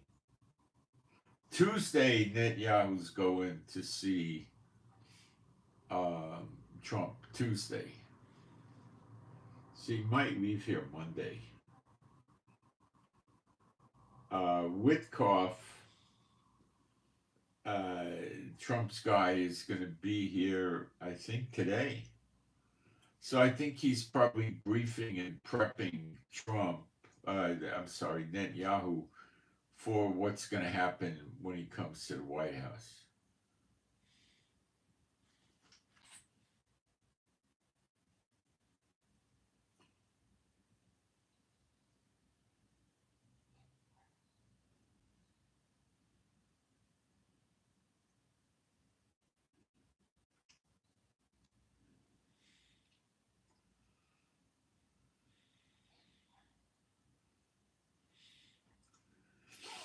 Now, listen to this. You want to talk about fairy tales? Let me tell you this. All of a sudden, there's a release of information, apparently from Trump and his administration, that the drones everybody saw for some 6 weeks in New Jersey and many other states by the military bases were American drones because the FAA, Federal Aviation Administration, gave the drones permission to operate. What a crock of malarkey. So the FBI and the congressman was saying they don't know what's going on with these drones. Yet all along they went to the FAA, and got permission to operate these drones around airports, military bases, cities, nuclear facilities, etc. And military intelligence never checked. The congressman's staff never checked with the FAA. The FBI never checked with the FAA. Biden never checked with the FAA. All these government officials were telling us they don't know what it is. Yet now we're supposed to believe it was America, and the FAA gave them permission to fly these drones. If you believe that, I have a bridge that connects New York and London, I'll sell you. What a joke.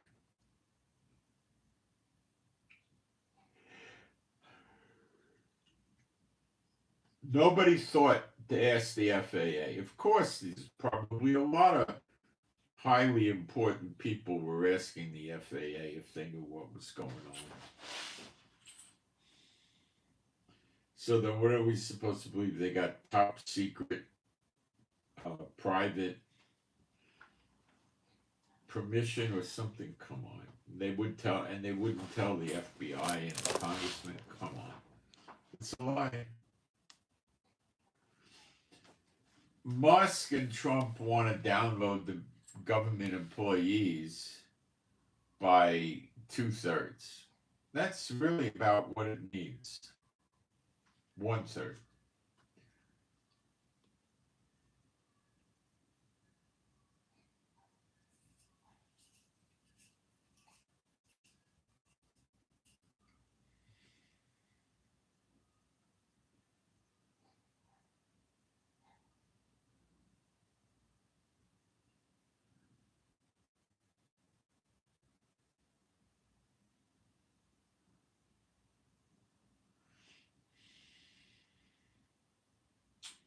You can run the government on 1/3. Okay?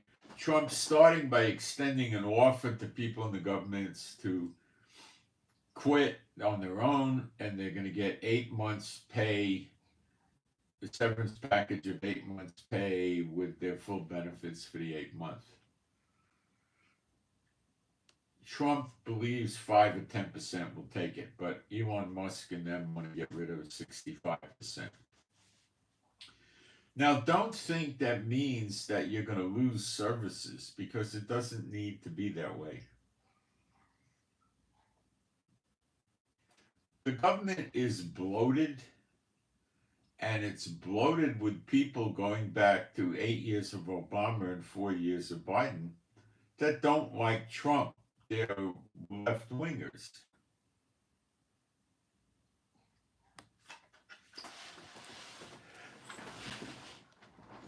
And if most of them saw a way to make trouble for Trump, they would do it. So Trump's getting rid of potentially enemies, but he's not going to replace them. He's really going to get rid of them slowly. And it's not going to mean curtailing of your services like Social Security and other things, because most of these people are worthless. Okay? It's bloat. It's a joke. I've heard people talk you can cut it down by 2/3 for the longest time. I've heard 75%. You can probably take it lower than 33%, down to 25%. You don't need them. They're worthless. Do they give you good service whenever you need government service? No.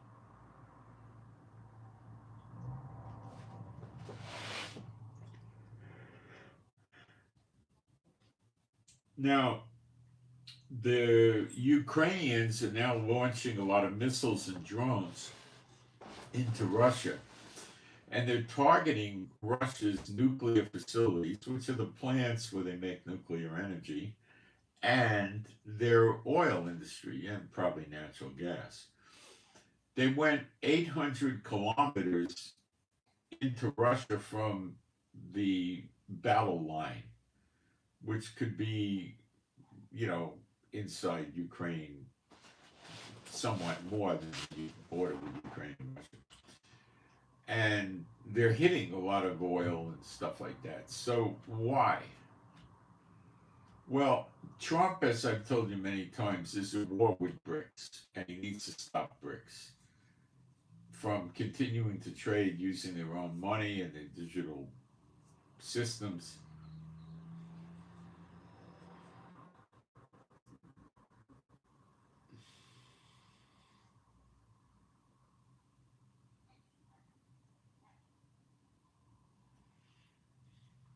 So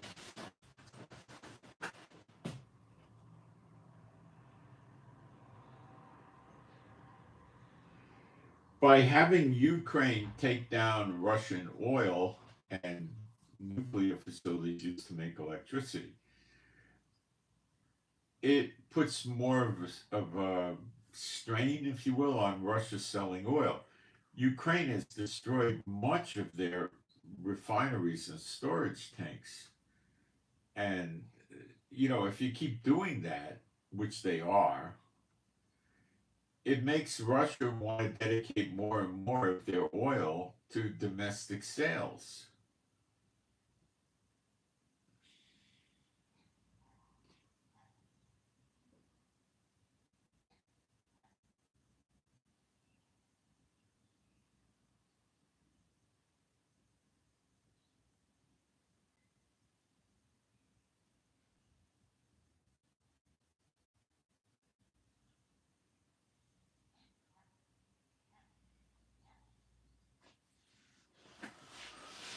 So this is a way to hurt BRICS, if you can follow this, because Russia's going to have less oil to offer the members of BRICS. The two dominant forces in BRICS that want the oil is China and India, two of the biggest countries in the world. They both need the oil and the natural gas. So if Russia's supply is diminished, it's a good thing. And rest assured, for the same reason, Trump will do something to Iran. and the something is probably likely a strike on their nuclear facilities. Let's try to straighten Iran out, which it won't. It won't do. Then Trump has to put ships in the Persian Gulf to stop any of the Iranian oil from leaving Iran. And the Iranian warships that they have to try to counter this is a joke. American submarines can take them out, A-10 Warthogs, F-35s, F-22s, all sorts of things, guys. They don't have a shot at success. This would probably likely cause the Houthis to rise up. Crazy thing, a Hong Kong flagged ship yesterday was in, of all the crazy places, the Red Sea, and it was ablaze like flames. The crew abandoned ship, and the ship was just, listing in the water, just floating around, well on fire. Did the Houthis do that, or was this a coincidence of something? Well, I don't like to buy into coincidences. So, yeah, it could have been one of the terrorist groups operating. I don't know.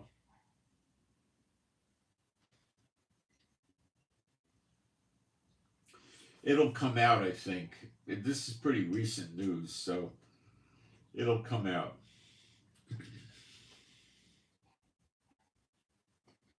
More interesting stuff going on.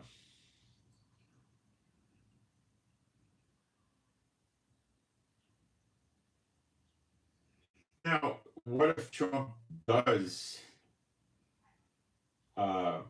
make a deal with Jordan and Egypt? Well, then it does. If he doesn't, then he tries to persuade Netanyahu to put him in the West Bank. What is Trump going to give Netanyahu? He's going to let Netanyahu keep his troops, Israeli troops, in South Lebanon for a very long period of time, indeterminate. Now, we just saw yesterday or early this morning, I don't know which, the Lebanese regular army escorted pro-Hezbollah civilians, which could be Hezbollah in a new paint job, civilian clothes, I'm saying, back into a village or a small city, I think it was a village, in South Lebanon. So they gave them safe passage so the Israeli army wouldn't stop them. So this is hardly the Lebanese army working according to the ceasefire. So if this is happening on, what is this, the 30th of the 29th of January, you think it's going to be different February 18th? I don't. So that could be a tension spot because the Lebanese people want us out of there. Now we have the Syrian side of the Golan Heights, plus we're probably a good 30 miles into Syria with various military establishments built up there to protect us from any attacks coming from Syria. So Trump goes to Netanyahu and says, if you want to play ball with me,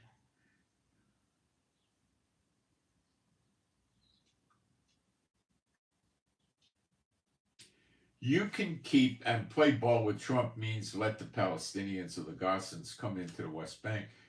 You can stay in Lebanon a long time. You can have a buffer zone in Gaza, let's say a mile deep, or that's plenty, really.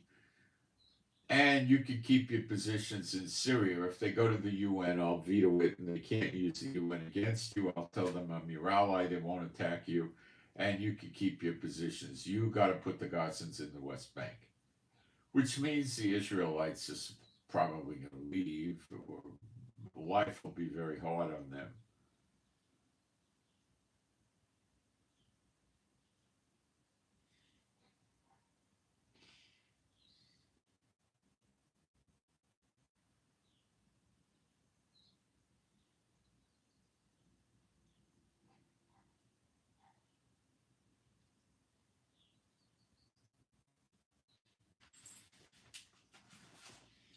All right. So those would be Trump's bargaining chips, and Netanyahu might be able to bargain with those with the right wing part of the government by saying, look, if we got to pull out of Lebanon and we got a no buffer zone in Gaza and we got to withdraw from the Golan Heights in Syria, you know how bad things are for us then. And I don't know, it might work. It might work. America's putting barbed wire on the Mexican border fence now.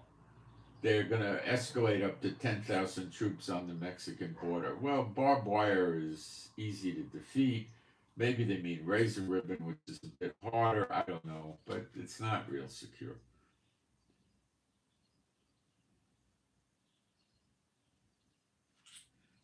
It's not real secure.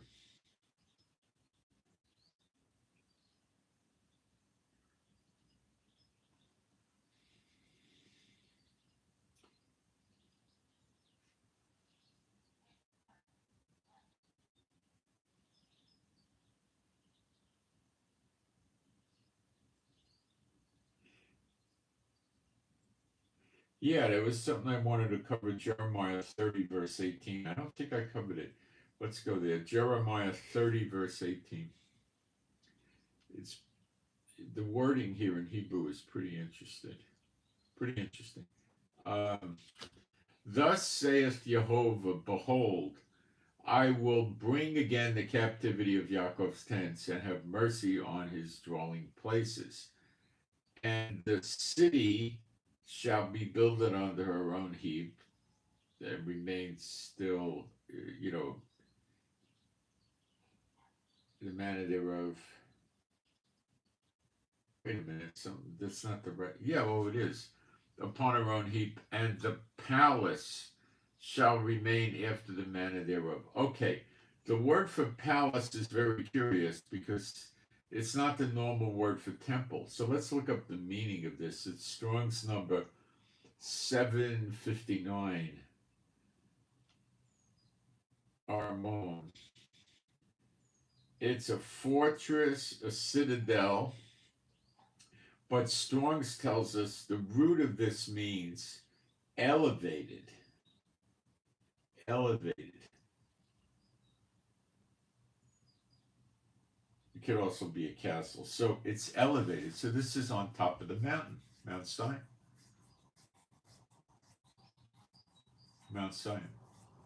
Which isn't there now, but it will be in the temple, the next temple, which comes down from heaven. If you read Ezekiel 37, the last three verses, you get that idea very, very clearly if you use logic. And it'll be on the mountain. So I thought you'd find that interesting.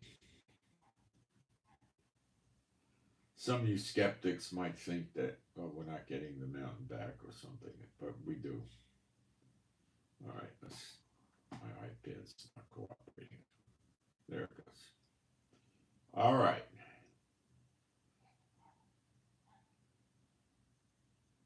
So California had the fires. Now they're getting the tempest, the storm. Isn't that curious? On the head of the wicked. Well, that's them. And then they're getting as a result of if it is the continuing whirlwind of the Lord, they got the toxic ash, the mudslides, and a flood. Very interesting.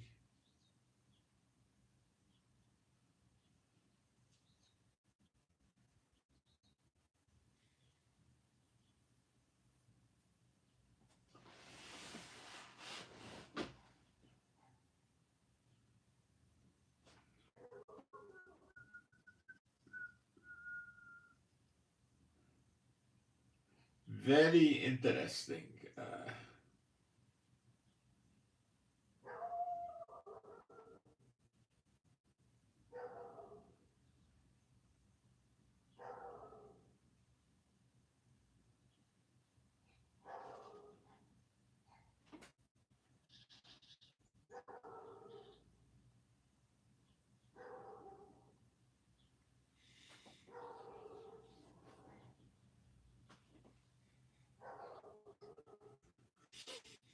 So I do. Do I really think that we're perhaps seeing the beginning of kindling fires in and about the city and the continuing whirlwind of the Lord already starting. I think it's very possible that I lean towards it being correct, but only watching is going to tell us. We'll have to watch. But let's see. If there's more continuing tempests and whirlwinds, we know. If there's more fires in and about the cities of America, we know. Right? That's the acid test, right? Okay. Um, let's see what's going on in the live stream.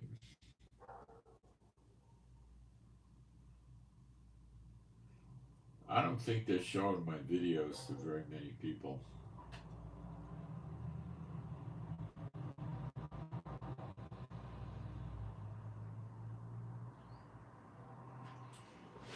Someone wrote an interesting comment.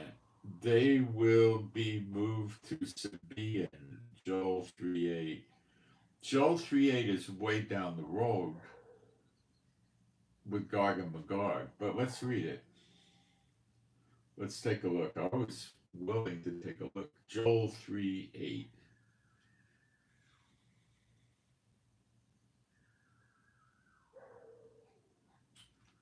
And I will sell your sons and your daughters into the hand of the children of Judah, and they shall sell them to the Sabaeans, to a people far off, for the Lord hath spoken it. Yeah, that's not continuing whirlwind of the Lord. It's an interesting scripture. Thanks for bringing that up to our attention.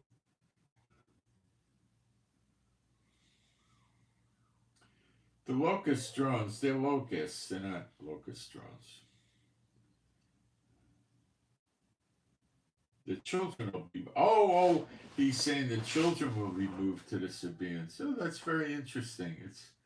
But it happens way down the road, this thing with the Sabaeans, I believe. So, Iraq, I don't know if Iraq would ever let them put him in there. I don't think so. Maybe, I mean, it's always a possibility. And remember, according to Jeremiah 49, Edom, which is Yemen, shall be devastated. Elam, which is in southwestern Iran, shall be devastated so bad, all the people leave and scatter to every country on the earth, and the sword follows them. Now, Elam's in southwestern Iran, and it says her enemies attack it. Now, how can you attack southwestern Iran without attacking Iran in whole? You can't. Some people, this dispute, say it also involves Iraq. Some say Syria. It may involve Iraq, Syria, and Iran. I don't know, but Damascus will be a ruinous heap. So we get the idea that Syria is going to get busted up pretty good, and Iran.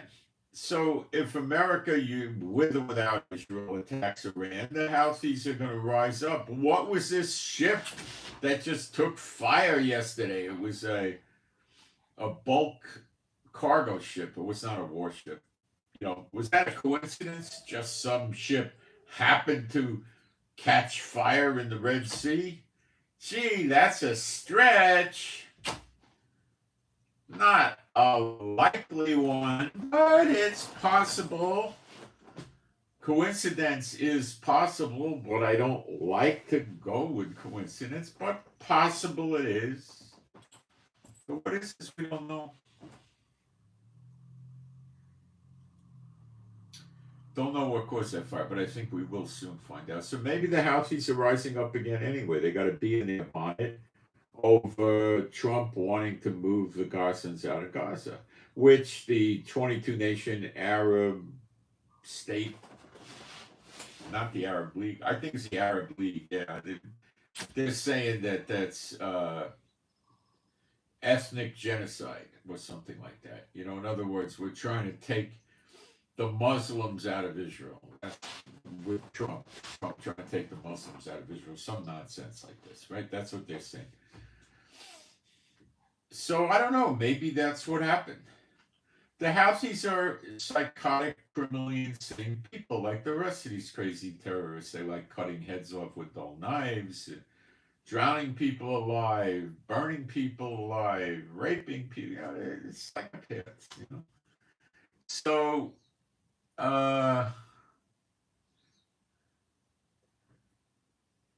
if you hit Iran, in my opinion, the Houthis are going to rise up. Why? Because they still can. They still got what to fight with, I believe. And the Gaza doesn't have what to fight with, neither does Hezbollah compared to what they used to have. They still have access to some missiles, I think, but they've been busted up severely. Many of their leaders have been busted up. You know, it's not... The Hezbollah can rise up if they want, but the same thing's going to happen again. They're going to get slammed and slammed and slammed and slammed and slammed. And the next time we're not going to just, you see, let the Lebanon open your doors, let the cedars of Lebanon burn. The cedars are also up north and stuff. So I think prophetically what's going to happen is the Lebanese army is going to side with Hezbollah, which we just saw. Lebanese regular army escorting civilians, which are pro-Hezbollah, read between the lines, many of them were probably Hezbollah, back to the south to go back in their houses. So they could be close to Israel to kill another day, which Israel doesn't want. They're not cleaning out the weapons that Hezbollah had, and they're not keeping Hezbollah out of the south. The opposite, they're helping them go back to their villages. So this ceasefire is falling apart, and the Lebanese army may side with Hezbollah or just stay out of it, in which case Israel's going to go deeper into Lebanon next time and do a tap dance on their head because now Trump is in office. So if the Hezbollah do enough stupid stuff, Trump's going to say, well, they need to learn a lesson. Okay, then I'm going to bust them up real good. We can't have this. Get them to cut it out. Go get them. And, you know, 1,800 bombs later,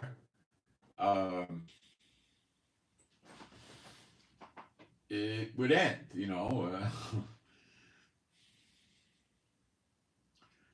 And we'd probably do a pretty big ground invasion. See, again, I don't believe we're getting any land back till we hit redemption. This is recompenses, the payback on the nations. There was a severe payback to Gaza. Lebanon got a severe payback. Syria got a severe payback, but not entirely from us, but a payback is a payback. Iraq, not yet. Houthis got a little bit of payback, maybe at worst case, light, medium. More to come, and Iran really didn't get any serious payback yet, but more to come. And Russia, with their anti-Israel activities, supporting Syria and giving weapons to Hezbollah and other militant groups and giving jets to Iran and weapons to Iran, they're catching it now with their recompense. But it's coming from Ukraine, not Israel. I believe we got the 1,800 2,000-pound bombs. 1,800 is the count of 2,000-pound bombs because we got these armored bulldozers already. There was pictures of them in the media in Israel that we ordered from America. So probably the bombs are here, or at least some of them. And I think all roads lead to an attack on Iran by America, with the UK maybe, with Israel maybe, by themselves, Israel by themselves. I don't know. But I think there's an attack coming on Iran, starting with the nuclear facilities. And then Trump has to do something about their oil to counter BRICS. By the way, the 25% tariffs like on Mexico and Canada start on the 1st of the month, which is towards the end of the week.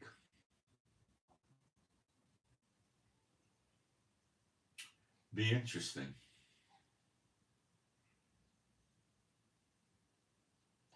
Very interesting. So there's so much happening, you know. And then I didn't even get into what Trump's doing domestically. I did with the IRS and stuff, but it's massive what he's doing. You know, if Trump really wants to help the healthcare system, all he has to do is knock off, you need a prescription for many, many medicines. Many countries have this system. Many. And I'll tell you how they normally do it. If you want to get narcotics, no, you can't do it without a prescription. But they let them usually get codeine with or without aspirin, which could help with some pain. And then some of them have one step up from codeine. I forgot the name of it. It's not like oxycodone. It's under oxycodone. You can't cold shake it and shoot it or anything like that. I forgot the name of it, but it's a pretty substantial pain pill. They let them get that, and they let them get antibiotics, and then you can get, you know, muscle relaxers, anti-inflammatories, stomach medicine, liver medicine, kidney medicine, eye medicine, ear medicine, mouth and tongue and throat medicines. But you can't get psychiatric medicine, and you can't get anything like, morphine, heroin, cocaine, oxycodone, any of these speed, methadone, methamphetamine. You can't get anything like that, okay? But if you're sick, you go to the druggist and say, I want this or that. You could look it up on the internet. The druggist will even help you in some countries. You can get steroids. You can get all the steroids you want, typically. You can't get any psychedelics. That's not medicine. So what happens if somebody gets sick? He doesn't have to drop $100 and go to the doctor and wait in the waiting room for hours with other sick people coughing on him or her and sneezing. It's a germ factory, the waiting room in these places. I used to go to the doctor's offices when I believed in them years ago. And as soon as I came home, I would take my clothes off and throw it in the washing machine and wash it with strong detergent and then dry it. Usually a double cycle of the dryer. The dryers are very hot. It's not healthy for germs. Germs don't thrive. They die. Because I didn't want to come back in the house with a germ bath, which is what a waiting room is at a doctor's office. Now, there's some doctors where you wouldn't have that, like a psychiatrist or, an orthopedic surgeon or a plastic surgeon, But you go to the general practitioner, the internist, the family doctor, that's what you're getting, a germ bath. You sit in a germ bath. So you knock off all these doctor visits, and then if you're still sick after a week, you go back, you drop another $100 to get a new prescription. Now, the price of the prescriptions is still gonna not change, But that's what they do in other countries. The other thing they do is they buy injectables. So the old days when I was a kid, you had flu symptoms, you called the doctor, he came to the house, he gave you an injection. 90% or probably 95% of the time, one injection would heal you up. It would take usually 36 hours or so, and then you felt much, much, much better. You'd go back to school, you'd go to work, because the injectable does a much more effective job than the tablets or the pills, in my opinion. So what a lot of people do in other countries is they buy a very cheap injectable. It comes already preloaded in the syringe. It's easy to learn how to inject yourself. It's not hard.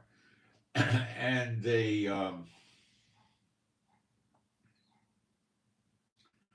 buy a bi-penicillin. It's two different kinds of penicillin. It's dirt cheap. It may cost $3, $4, $5 for a syringe.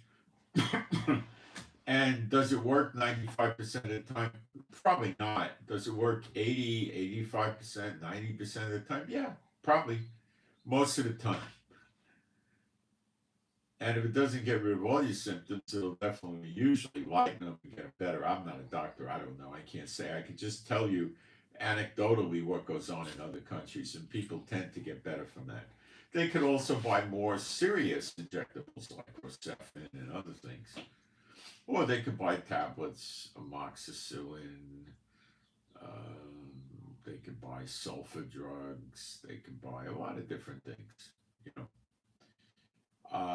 depending on price. And in other countries, they let them get generics that maybe are knockoffs of the real drug that has the copyrights and the patents on it, the patents rather.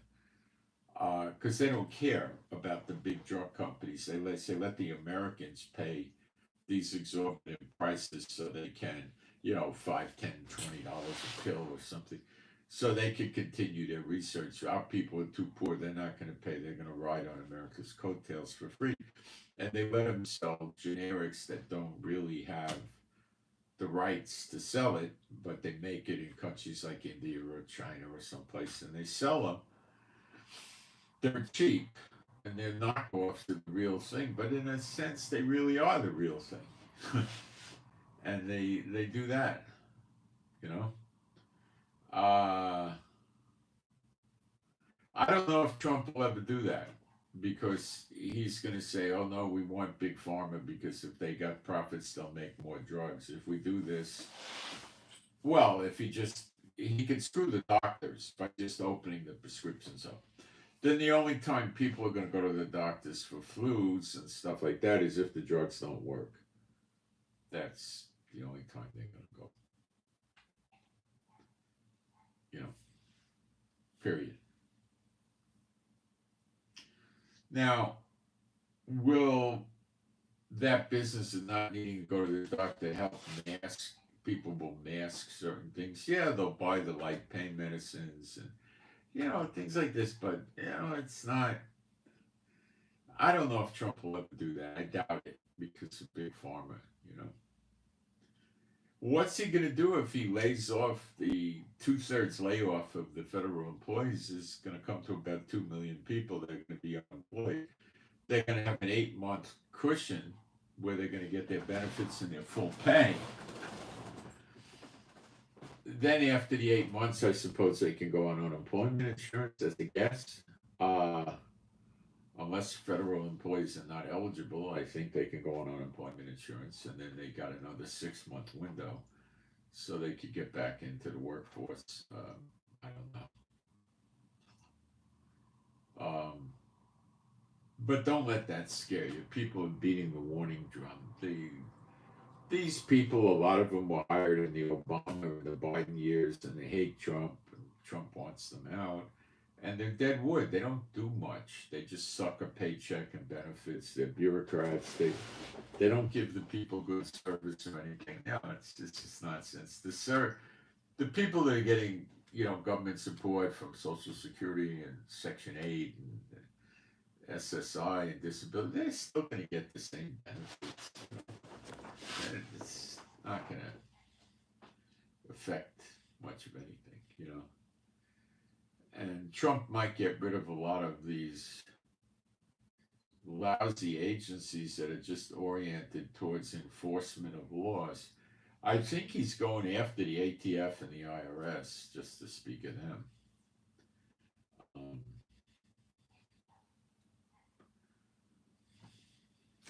let's see what's going on in the chat.